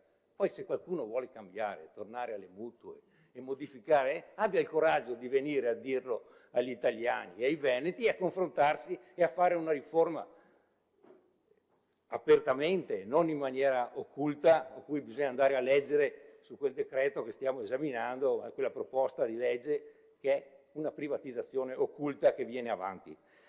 Mi permetto poi di dire a De Gamberi che non è vero che il risparmio e la medicina difensiva, che i medici sono, e non tutti i medici, vi difendo come categoria, fanno esami per evitare le accuse delle amministrazioni. In 40 anni non ho avuto una causa. Ha paura, ma vuol dire che anche il sistema, io sono stato attaccato dalla Regione Veneto, dall'allora direttore Mantoan, perché avevo il coraggio di dire che sono costretto a lavorare, tanto per difendere, senza poter essere in coscienza e coscienza. Questa è la verità.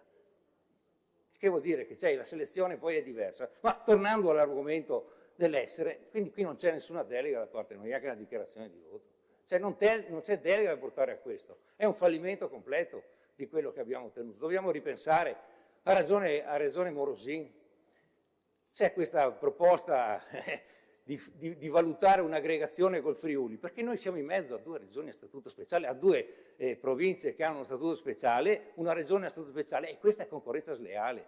Guardate che i miei conterranei di Orsago, di Cordignano o di Cinto Camaggiore non vogliono andare per motivi economici e motivi culturali di identità, ma per motivi economici, perché c'è un'organizzazione, una possibilità diversa. Lo stesso succede al di là delle vicende del Bellunese, anche per quello, oltre per alcune espressioni di identità. Ma è chiaro che chi è messo in mezzo sta peggio. Quindi questo è l'elemento. Se vediamo che portiamo delle risorse in cui sono i nostri risparmi, come è stato detto, che possiamo utilizzare, è aria fritta, il risultato è 0. Per cui da parte nostra non ci sarà nessun voto favorevole a una delega su queste cose. Chi si accontenta di portare a casa questi rimasugli è un fallimento e non c'è prospettiva in base alla Calderoli. Grazie. Grazie. Barbisano.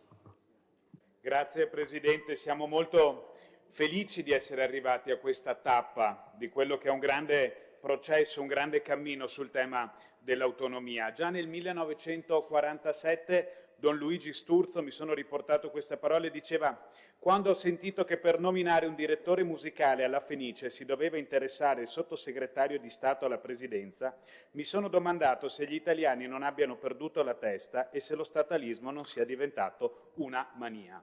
Ecco, è dal 1947 che grandi uomini democratici, grandi personalità di questa nostra Italia si interrogano sul fatto se serva più Stato o meno Stato, più territorio o meno territorio. Noi siamo sempre stati dalla stessa parte della barricata. Lo abbiamo fatto fin dall'inizio, qualcuno ripercorreva quella che è la storia della Lega, no? L'abbiamo fatto tempi fa, anni fa, decenni fa, con il tema della secessione e poi con i progetti più democratici, certamente più istituzionali, come la devolution. Noi eravamo da una parte, voi eravate da un'altra. E poi l'abbiamo fatto con il federalismo fiscale, il governo Berlusconi. Noi eravamo da una parte, voi eravate contro. Oggi noi siamo da una parte e voi continuate a essere contro. E siamo abbastanza persuasi del fatto che se ce ne inventassimo un'altra, noi saremo da una parte, voi sarete da un'altra parte.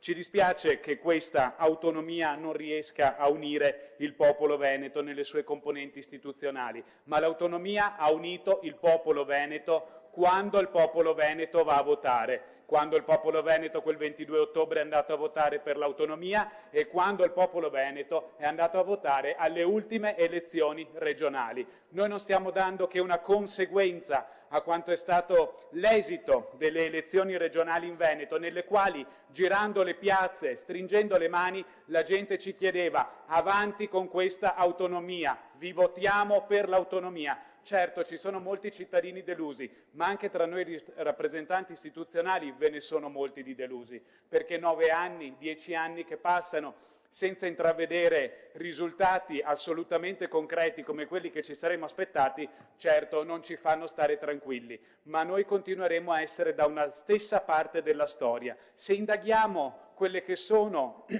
le vicende di tanti popoli europei che hanno iniziato le loro lotte di autonomia e addirittura financo di indipendenza, scopriremo che sono passati decenni, centinaia d'anni per vedere le loro rivendicazioni portate a un esito positivo. Certo non ci auguriamo che passino né decenni né centinaia d'anni, ma non siamo insoddisfatti del percorso fatto. Oggi la nostra mozione è diversa dalla vostra perché noi chiediamo di continuare un processo fatto insieme ai nostri elettori, fatto insieme al popolo veneto. Voi chiedete di aprire una nuova pagina, ebbene noi non torneremo indietro perché i sacrifici fatti da noi, dal popolo veneto, non devono essere buttati nel cestino per aprire una nuova pagina fantomatica, favolistica, che ci porta in porti ancora meno sicuri rispetto a quelli nei quali oggi siamo. Quindi, caro Presidente Zaia, Presidente Stefani, noi voteremo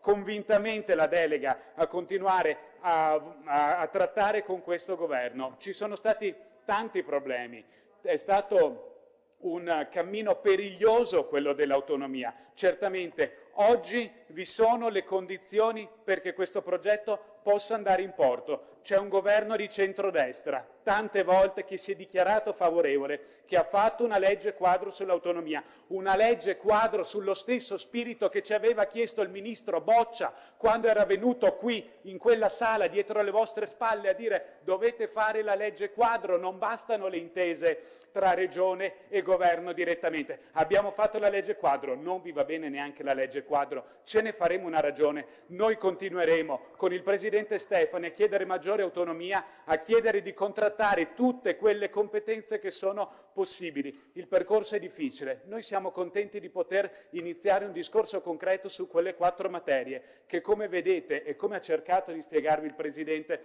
non sono poi così poco, non sono poi così irrilevanti. Voteremo a favore convintamente per questa delega. Avanti Veneto, avanti autonomia. Grazie. Grazie consigliere Barbisan. Se non ci sono altri interventi, Bozza, prego. Grazie Presidente, gentili colleghi e colleghe. Oggi credo che sia stato importante che in quest'Aula si sia dibattuto in maniera concreta anche su quelle che sono le idee e le prese di posizione dei partiti rappresentati oggi dai consiglieri in questa Assemblea. Noi crediamo che oggi sia di fatto quello della mozione un atto di rinnovo di fiducia non solo nei confronti del Presidente della Regione Veneto, che oggi rappresenta questa importante istituzione e che è il soggetto che deve interloquire per far sì che questo passaggio dalla fase della preintesa si arrivi alla fase della definizione dell'intesa nelle materie che sono oggetto ovviamente dell'accordo e che sono state oggi illustrate dal Presidente Stefani. Ma non è solo un rinnovo di fiducia politica al Presidente, ma è anche un rinnovo di presa di posizione politica che Forza Italia vuole portare avanti insieme al Governo. Noi oggi abbiamo ancora nel simbolo della nostra lista in Consiglio regionale la dicitura autonomia per il Veneto, perché fondamentalmente Forza Italia è sempre stato un partito che con il Presidente Berlusconi ha dato dimostrazione di essere un partito che ha avuto un ruolo anche di sintesi in queste ulteriori fasi definitive dell'attuazione, diciamo, del confronto nell'ambito dell'autonomia, di una garanzia perché l'autonomia si concretizzi davvero. Noi siamo distanti da chi a sinistra paventa spauracchi e parla di spacca Italia, di un allarmismo strumentale e a nostro modo di vedere anche irresponsabile dal punto di vista dell'opportunità che oggi l'autonomia può diventare non solo per la nostra regione ma anche per il nostro Paese. Come non ci piace chi al contrario procede a colpi di spot e far credere che domani mattina saremo noi veneti come i trentini o gli altoatesini. A noi serve un sano pragmatismo, l'abbiamo sempre sostenuto fin dall'inizio, la cosiddetta terza via, cioè fare non le cose in fretta, ma bisogna farle bene e farle per raggiungere l'obiettivo, perché riteniamo che oggi l'autonomia sia un'opportunità non solo per il Veneto e per i veneti, ma anche per le altre regioni e anche per il nostro Paese, perché è un sistema dove si dimostra l'efficacia e l'efficienza della gestione delle risorse e anche ovviamente delle decisioni. È uno strumento sicuramente di coesione sociale, è uno strumento di equilibrio e anche di equità e di garanzia. Ecco perché noi sosteniamo che l'autonomia debba procedere concretamente e sosteniamo anche che oggi il nostro Veneto abbia una grande opportunità. Non siamo distanti oggi dal poter affermare che comunque abbiamo già oggi delle opportunità di autonomia anche senza il riconoscimento formale e sostanziale delle materie che andremo a trattare da qui ai prossimi mesi e anche anni, perché sappiamo che è un processo molto lungo. Però oggi, dicevo, in Veneto abbiamo già delle forme di autonomia, che spesso a volte non utilizziamo al meglio, lo diceva anche il Presidente Stefani nel suo intervento. Abbiamo grande possibilità e per farlo, ad esempio, nell'ambito del mercato energetico e dei servizi, oppure nel sistema aeroportuale, oppure anche in quello fieristico. Noi oggi dovremmo cercare di fare sistema nell'ambito della ratio dell'autonomia anche in questi settori dove possiamo farlo indipendentemente dalle deleghe che ci vengono riconosciute. E per far questo, come richiamava il Presidente Stefani, dovremo unirci, creare degli asset unici per stare al passo con la globalizzazione e non farci fagocitare. Quindi dobbiamo far squadra. Condividiamo la scelta di una filiera istituzionale a più livelli, perché mai come questa volta la voce del Veneto deve arrivare in tutte le sedi, sia quella romana che quella europea, con un'unica voce, un unico intento, un'unica richiesta e anche ovviamente portare a casa le soluzioni che ci servono. Quindi a coloro che oggi continuano a resistere, a far resistere a questo percorso e a creare diciamo così, delle trappole o degli ostacoli, dico che non facciamo bene alla nostra regione e sicuramente al nostro Paese, perché come da sempre nella nascita ovviamente di Forza Italia nel 94 abbiamo sempre sostenuto di essere una forza che sostiene l'autonomia, che sostiene il federalismo, ma anche siamo un partito nazionale per cui capiamo quelli che sono oggi gli equilibri e la cosa che dobbiamo fare è andare a raccontare anche ai più scettici che oggi noi abbiamo un'opportunità e questo è l'unico modo per far sì che l'autonomia diventi un'opportunità, una risorsa, ma soprattutto che si proceda con graduali atti concreti.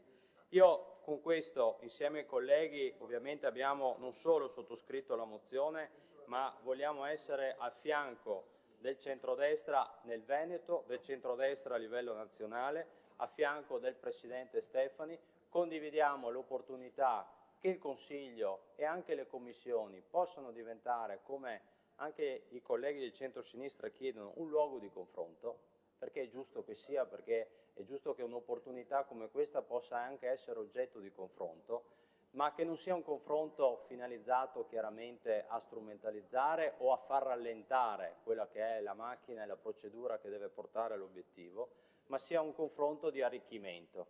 E su questo, se è necessario anche che il nostro tempo venga impiegato nelle commissioni e in quest'Aula, credo che sia doveroso farlo nel rispetto di quello che noi crediamo essere l'opportunità dell'autonomia, una grande riforma che avremo modo di confrontarci, sulla quale avremo modo anche di portare dei contributi in tal senso, ma credo che lo sia rispetto nei confronti soprattutto dei veneti, che si sono espressi con grande chiarezza e con grande determinazione. E anche se un po' di tempo è trascorso, io credo che oggi il tema dell'autonomia sia più attuale che mai. Grazie.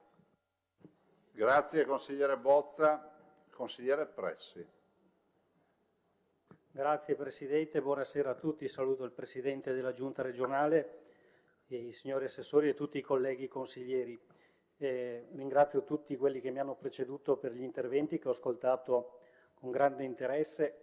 Su alcuni punti non mi trovo d'accordo, in generale con l'impostazione che si è data, ritenendo questo dibattito un dibattito opportunistico sotto certi profili o un dibattito di facciata. Io credo che questo dibattito in realtà nasca da una forte esigenza che è sentita nella popolazione del Veneto, che è quella dell'autonomia. E questa esigenza si è espressa negli ultimi anni in almeno due modi. Il primo è appunto il referendum del 2017, una presa di posizione chiarissima. Poi c'è un secondo dato politico che dal mio punto di vista è stato poco commentato e riguarda le recenti elezioni regionali.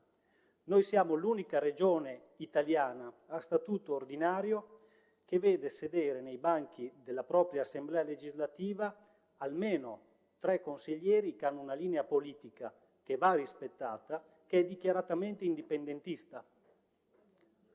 Questo è un dato che noi dobbiamo tenere in considerazione, perché significa che nella popolazione, nel corpo elettorale, il desiderio dell'autogoverno si esprime non solo nei termini dell'autonomia, ma ha una forte legittimazione anche il profilo dell'indipendenza, e questo non può essere trascurato quando noi ragioniamo della nostra autonomia e quando noi ragioniamo del nucleo centrale del ragionamento, che è l'autogoverno.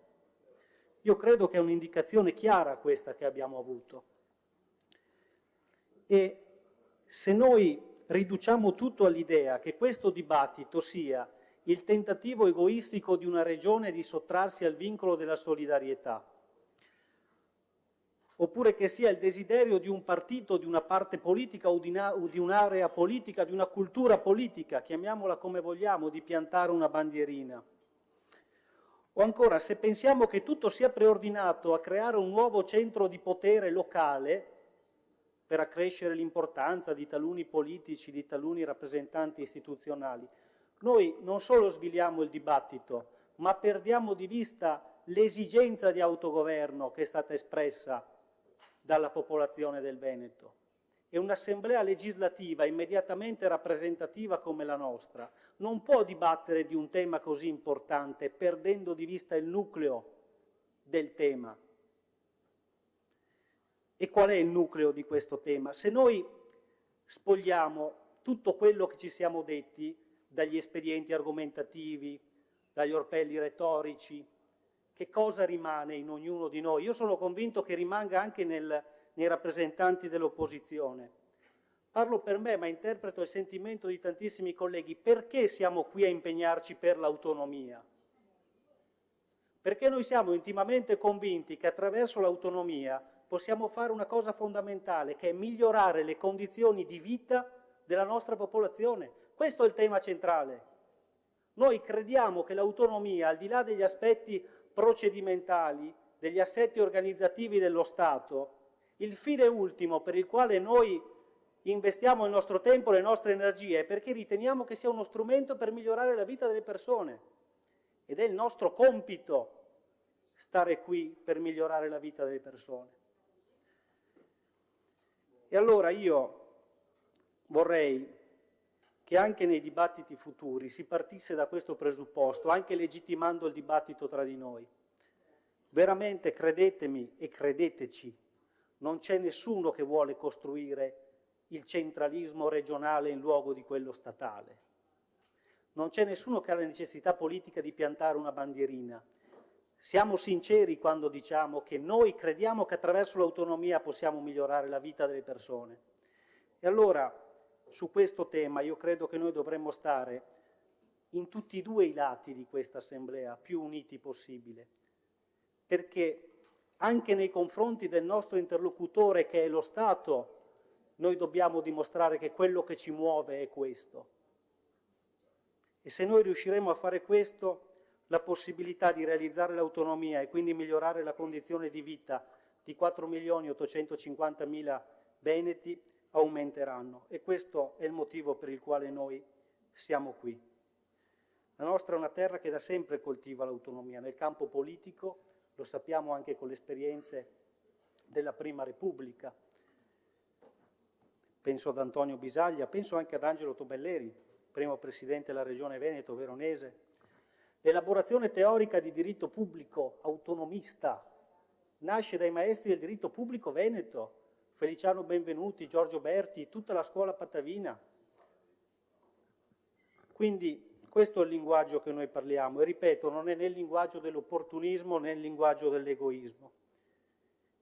E quindi ovviamente noi del gruppo Stefani Presidente voteremo convintamente sì a questa mozione, conferiamo la delega al nostro Presidente Stefani a trattare con il Governo per fare in modo che questa autonomia si realizzi e quindi migliorino le condizioni di vita dei veneti. Grazie.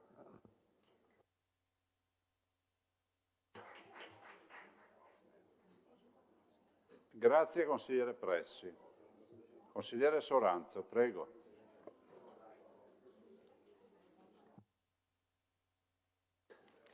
Grazie Presidente. Grazie ai colleghi, io ritorno in quest'Aula dopo aver fatto l'intervento dell'inizio di questa seduta e devo dire che Presidente Zaia e Presidente Stefani, penso di poter dire che ho ascoltato molti interventi e ho avuto la netta sensazione che sia cambiata la legislatura ma non sia cambiato l'approccio. In quest'Aula ha dibattuto molto alcuni colleghi che erano qui presenti anche in qualità magari di assessori, ma hanno sentito un dibattito importante sul tema dell'autonomia, spesso da queste parti dei banchi di questo Consiglio regionale. E devo dire ai colleghi del PD che sono rimasto sorpreso del fatto che qualcuno si dimentichi che nella passata legislatura, come è avvenuto anche quest'oggi, si racconta che voi siete per l'autonomia, sì, ma non questa autonomia, ma siete per l'autonomia differenziata, come avveniva nei banchi qualche mese fa, in questo Consiglio regionale, dove lo stesso capogruppo della loro Partito Democratico recitava di non aver voluto neanche votare il referendum del 2017, convintamente. Vedete, colleghi, la stessa sensazione l'ho avuta, impressione, quando ho ascoltato le innumerevoli citazioni e punti di vista diversi, con alcuni punti di innovazione sul dibattito consiliare. E l'unica cosa che è rimasta sicuramente è quella che molti di noi si sono fatti trasportare dalle posizioni politiche e partitiche, anziché rimanere su ciò che oggi siamo chiamati a esprimerci, che si tratta di un rinnovo di un mandato al Presidente Stefani, come l'aveva ottenuto il presidente Zaia. Vedete, se uno va a riprendersi gli atti e i verbali, lo scopre. Ma è giusto che sia così, ci mancherebbe altro. Ha ragione il mio collega Baldan, che prima è intervenuto e che ha ricordato che tempo, lavoro, determinazione, sacrificio sono sempre stati la base, le tappe necessarie per i processi di cambiamento e soprattutto per processi di cambiamento profondo. Non ne parliamo poi di questo Paese, che di processi profondi ha cercato di farne molto spesso e magari non è riuscito proprio secondo gli auspici. L'autonomia è una differenziata, non autonomia punto, ma differenziata, è una riforma che serve alla Regione Veneto, e su questo ricordo quanto abbiamo voluto ribattere su questo concetto, ma serve soprattutto al Paese. Guardate, in quest'Aula io ricordavo che Fratelli d'Italia, perché per alcuni anni ho anche avuto il piacere di guidare il gruppo, ricordavo che molto spesso, non solo qui dentro ma anche fuori, noi consiglieri regionali e non solo, avevamo il punto di domanda sulla schiena se veramente gli eletti di Fratelli d'Italia avessero avuto in cuore la profonda convinzione di portare a casa l'autonomia differenziata. Ebbene, noi l'abbiamo sempre sostenuto, l'abbiamo messo nel programma elettorale della scorsa legislatura, l'abbiamo messo nel programma elettorale del governo, l'abbiamo e pensiamo di poterlo dire con chiarezza, come ha fatto il mio collega Baldan, di dire e affermare che se c'è un processo che ha raggiunto un livello di tappe così vicino, ma il Presidente Zaia ne è maestro in questo, nel ricordare tutti i passaggi con i vari governi, l'ha ottenuto con il governo Meloni. E guardate, l'ha ottenuto nei fatti, non nelle parole. Poi magari non sarà quello che tutti auspicavamo. È importante l'autonomia differenziata? Sì, per un paese più efficiente, più giusto, più unito, che migliora i servizi da nord a sud, da est a ovest e soprattutto, ha ragione a dire, è più vicino al controllo anche del cittadino, che ha bisogno di trovare e riscontrare la credibilità della politica nelle scelte della politica con i propri occhi. Perché se oggi ci sono tanti cittadini che non vanno a votare, forse un aspetto è anche che ha perso la credibilità della politica e l'ha forse perduta per motivi anche che magari non riesce a controllare esattamente su ciò chi e che cosa fa la politica. Talvolta si deve affidare alle slogan o agli annunci o tanto meglio anche a qualche verità confusa. E allora oggi sì, colleghi, è importante, assolutamente importante dare continuità. Rinnovare il mandato al Presidente Stefani, che ringrazio di aver portato qui quest'oggi subito a questo Consiglio regionale, questo passaggio importante per dare continuità a questo processo, e lo vale ancora di più per persone, penso tutti noi, ma per noi di Fratelli d'Italia ancora di più, perché siamo coloro che, come credo molti, degli impegni, adempie gli impegni, ne fanno una regola di vita. Per noi è come l'aria che si respira. Ci proviamo fino in fondo con tutte le energie, poi magari non ci riusciamo, ma ci proviamo fino in fondo, perché per noi l'impegno con i nostri cittadini viene prima di tutto, anche di noi stessi, anche del nostro partito o della nostra comunità. Io non sono un indipendentista, ve lo dico, per niente. Sono un autonomista convinto, tant'è che da autonomista convinta, lo sa il Presidente Zaia, ho firmato, e anche il collega Marcon, che è qui, Stefano, Marcon, ho firmato come Presidente del Lupi anche i protocolli per poi organizzare le deleghe di una futura autonomia nelle province, nei comuni e non solo. Sono passati certamente degli anni, ma questa riforma dello Stato è sempre più necessaria, come quella di altre riforme che questo governo sta portando avanti con determinazione e continuerà. È vero, ho sentito che è da 30-40 anni che non portiamo a casa nulla, ma il governo Meloni è da 3 anni e qualcosa al governo e mi pare che di strada ne ha fatta molto di più di 30 anni e 40 anni. Uno step dietro l'altro, è la regola di chi sa fare piccoli passi per raggiungere l'obiettivo, come fa un maratoneta che vuole vincere la propria maratona. Qualche intervento ha detto di essere sicuramente che l'autonomia se deve andare avanti o no. Certo che deve andare avanti il Presidente Stefani, senza dubbio, senza esitazione, con tutta la forza e senza perdere un secondo, perché di tempo ce n'è poco per i nostri cittadini. Siamo persone serie, il nostro programma elettorale ci guida, noi continueremo a guardare a quello, il mandato di Veneto è chiaro, e su questo, Presidente, noi voteremo convintamente questo rinnovo di mandato, ancora più determinati e ancora più determinati di prima, per raggiungere quello che è un impegno preso con i nostri cittadini. Concludo però con una piccola, spero un commento, ancora 2 minuti, alla collega Stanel. Guardi collega, quando lei ha fatto il passaggio, sa che la stimo, sul fatto che invece di portare questa mozione per rinnovare il mandato a Stefani avremmo dovuto parlare di come riorganizzare meglio i servizi territoriali o il nostro territorio sulla base di una organizzazione degli enti territoriali, tutto a un tratto il tuffo nel passato mi ha ricordato che ho fatto tanta strada e ho tanti anni, o meglio, sono ancora giovane, ma... mi viene venuta in mente la legge 56, la legge del Rio. Beh, se la riorganizzazione editoriale è quello che lei stava riferendo, noi speriamo proprio di non farla proprio e neanche avvicinarci neanche di 1 millimetro. Grazie. Grazie consigliere Soranzo, immagino non ci siano più interventi. Potete stare un po' pazienti per favore. Consigliere Manildo, un attimo. Immagino che non ci siano più interventi, stavo dicendo. Passerei la parola per l'ultimo intervento al Presidente Stefani. Grazie.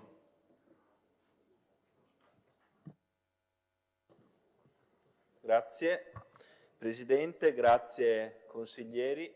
Ho ascoltato con attenzione gli interventi, ho avuto modo anche di confrontarmi con molti di voi anche al di fuori dell'aula. Credo però che ci sia bisogno di fare chiarezza su alcuni aspetti.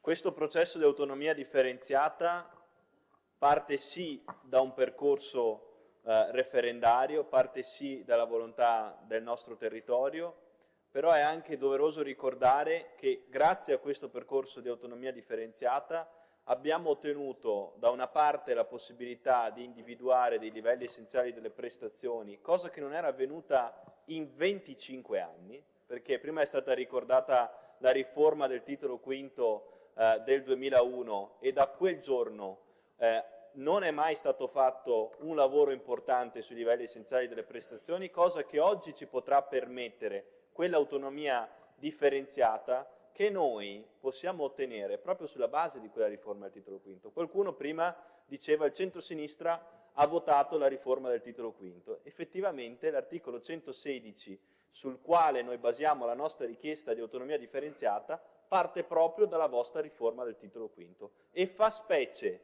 che questo percorso di autonomia differenziata che nasce dalla vostra riforma del titolo quinto trovi la vostra opposizione. Perché questo metodo di ottenere l'autonomia è esattamente quello tracciato dall'articolo 116 così come modificato dalla riforma numero 3 del 2001, cioè la vostra riforma costituzionale del 2001. Ma io non voglio fare una questione di scontro ideologico. Potrei ricordare il fatto che prima qualcuno ricordava che i veneti sono andati a votare sotto la pioggia e dobbiamo difendere quei veneti. Proprio in quel referendum qualcuno ci aveva impedito di utilizzare la tessera elettorale.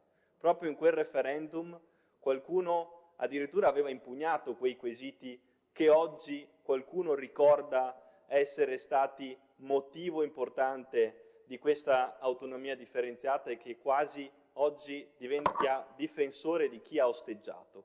Io non voglio fare queste polemiche, voglio finirle qui, però credo che ci sia bisogno, se vogliamo difendere il nostro territorio, di essere anche, visto che voi l'avete richiesto, di essere anche concreti. E allora vogliamo negare al Veneto di avere la possibilità di sbloccare dei fondi in più per quanto riguarda le prestazioni extra LEA nel Fondo Sanitario Nazionale? Vogliamo negare al Veneto la possibilità di poter finanziare dei fondi integrativi? Vogliamo evitare al Veneto la possibilità di includere i fondi integrativi sanitari all'interno della spesa sanitaria per una migliore copertura sanitaria? Vogliamo evitare al Veneto la possibilità di costruire degli enti specializzati per garantire le attività altamente standardizzate che garantiranno risorse in più per la nostra sanità.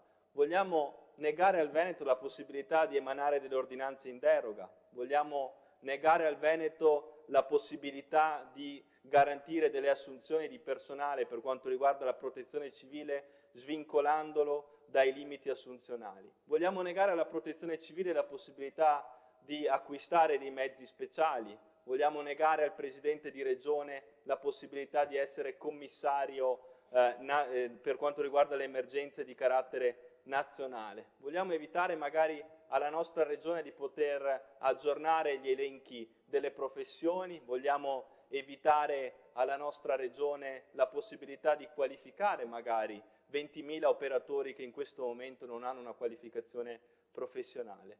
Vogliamo negare la possibilità, anche per quanto riguarda le professioni, di poter disciplinare questa materia adattandola alle esigenze del nostro territorio, così come vorremmo forse negare la possibilità per quanto riguarda la previdenza complementare e integrativa per tante anche imprese, come è stato giustamente ricordato prima, di poter sviluppare questa formula previdenziale complementare integrativa che rappresenta a detta di tutti, visto che il welfare aziendale non mi pare sia un argomento soprattutto appannaggio del centrodestra, che rappresenta una via importante per il futuro di questo territorio. Io credo che queste materie abbiano in sé delle funzioni importanti e noi oggi non possiamo contrapporci per motivi ideologici. Noi dobbiamo difendere il Veneto, abbiamo ricordato prima i veneti che sono andati a votare.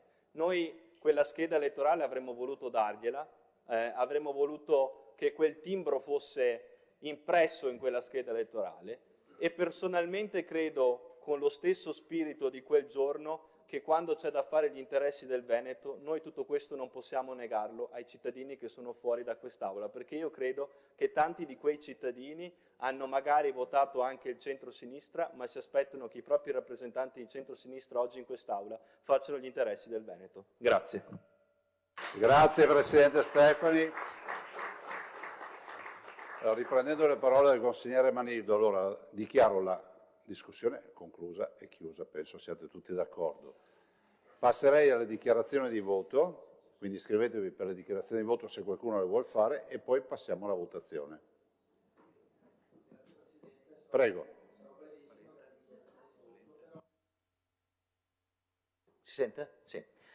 La discussione di oggi è stata molto particolare perché io ho sentito molta retorica, non ho sentito molta concretezza e ho sentito soltanto richiami alla concretezza.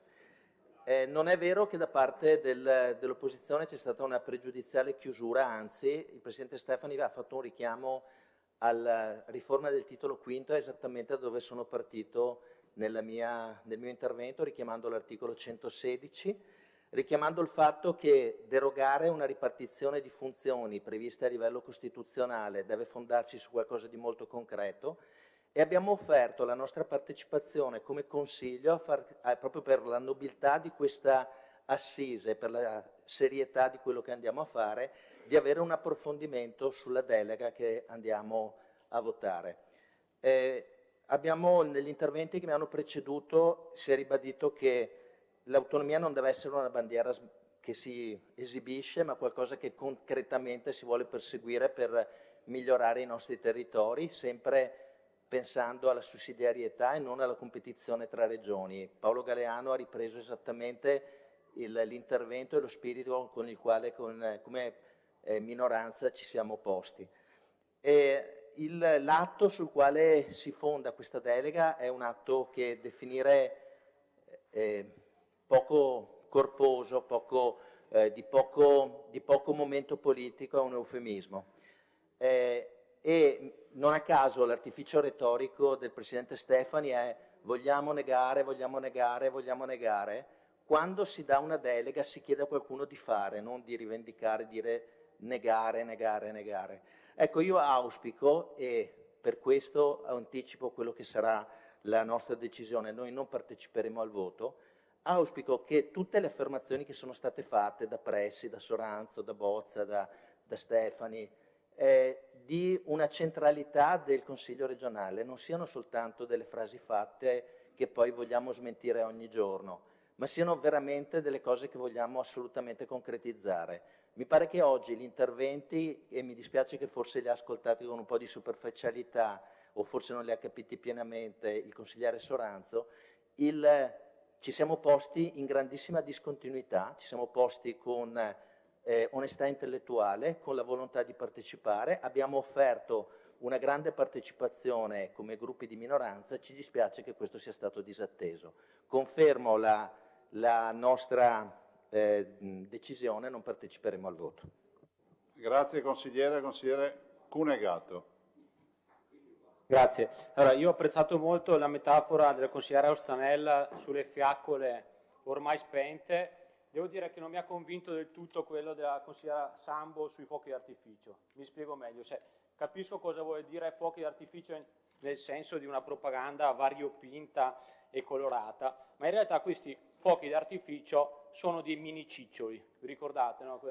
Quei scartei che sparava i bocce, cioè prometto fuochi d'artificio e in realtà vendo mini ciccioli. Quindi noi non voteremo, come già detto, per il metodo, perché bisogna dare più rispetto al Parlamento dei Veneti e quindi approfondire. Rispetto a quanto diceva Soranzo, io rivendico di non aver votato nel referendum del 2017, l'ho sempre detto, e sono contentissimo di averlo fatto, perché dicevo che allora era marketing politico, si promettevano 23 materie, si prometteva il 90% di tasse ai Veneti e oggi perfino la maggioranza ha detto che questo non è vero, quindi ho fatto bene a non cascare in questa operazione che serviva solo al consenso politico della Lega.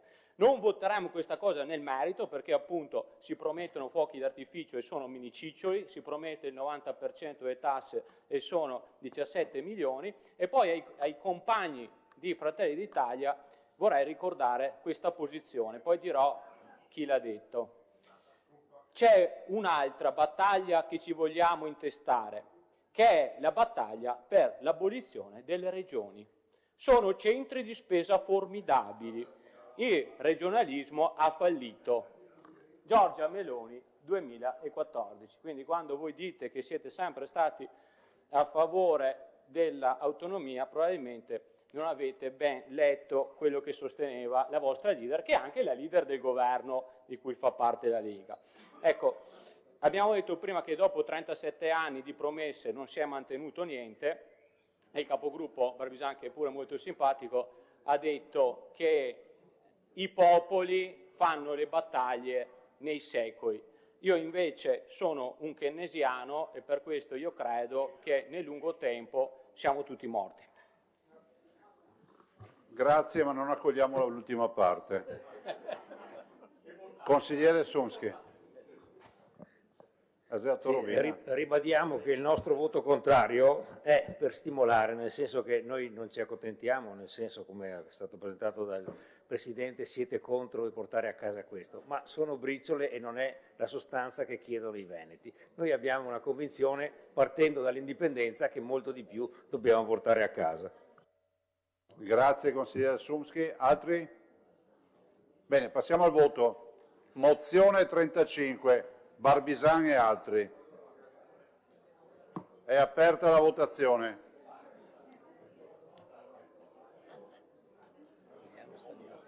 Dove qua che si vede? Qua c'è. No, vai giù, vediamo.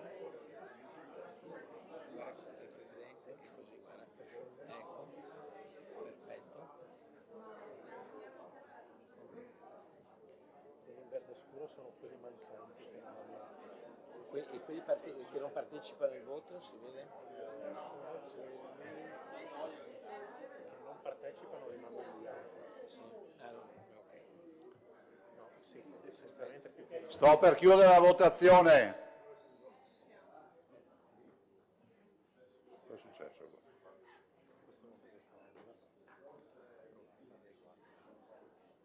Dove sono andati? La mozione è approvata con 32 voti favorevoli.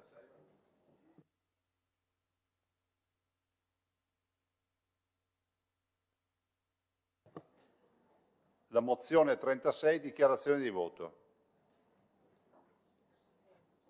Voi fate come prima? Fu negato. Boh. Apro la votazione.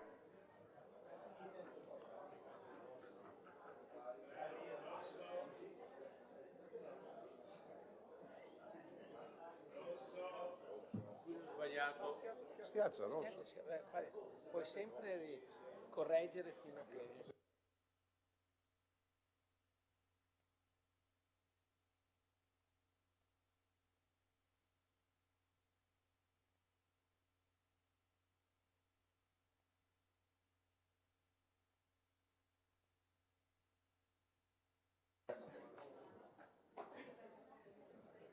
Qualche secondo ancora e chiudo.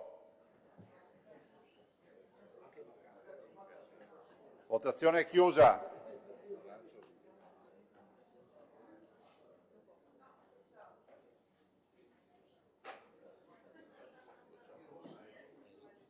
Mozione respinta con 35 voti contrari.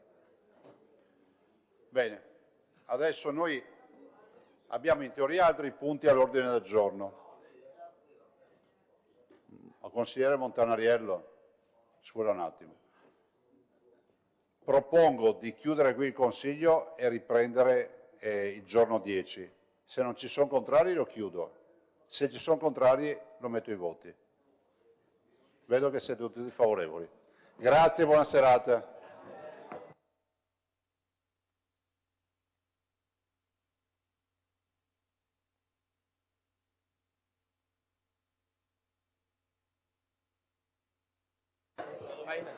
Scusate, un attimo di attenzione, le tessere i consiglieri se le tengono devono portarle ogni volta con sé e invece gli assessori lasciano l'impostazione, la giunta le lascia impostazione, i consiglieri le portano a casa o le lasciano in ufficio, insomma vedete voi.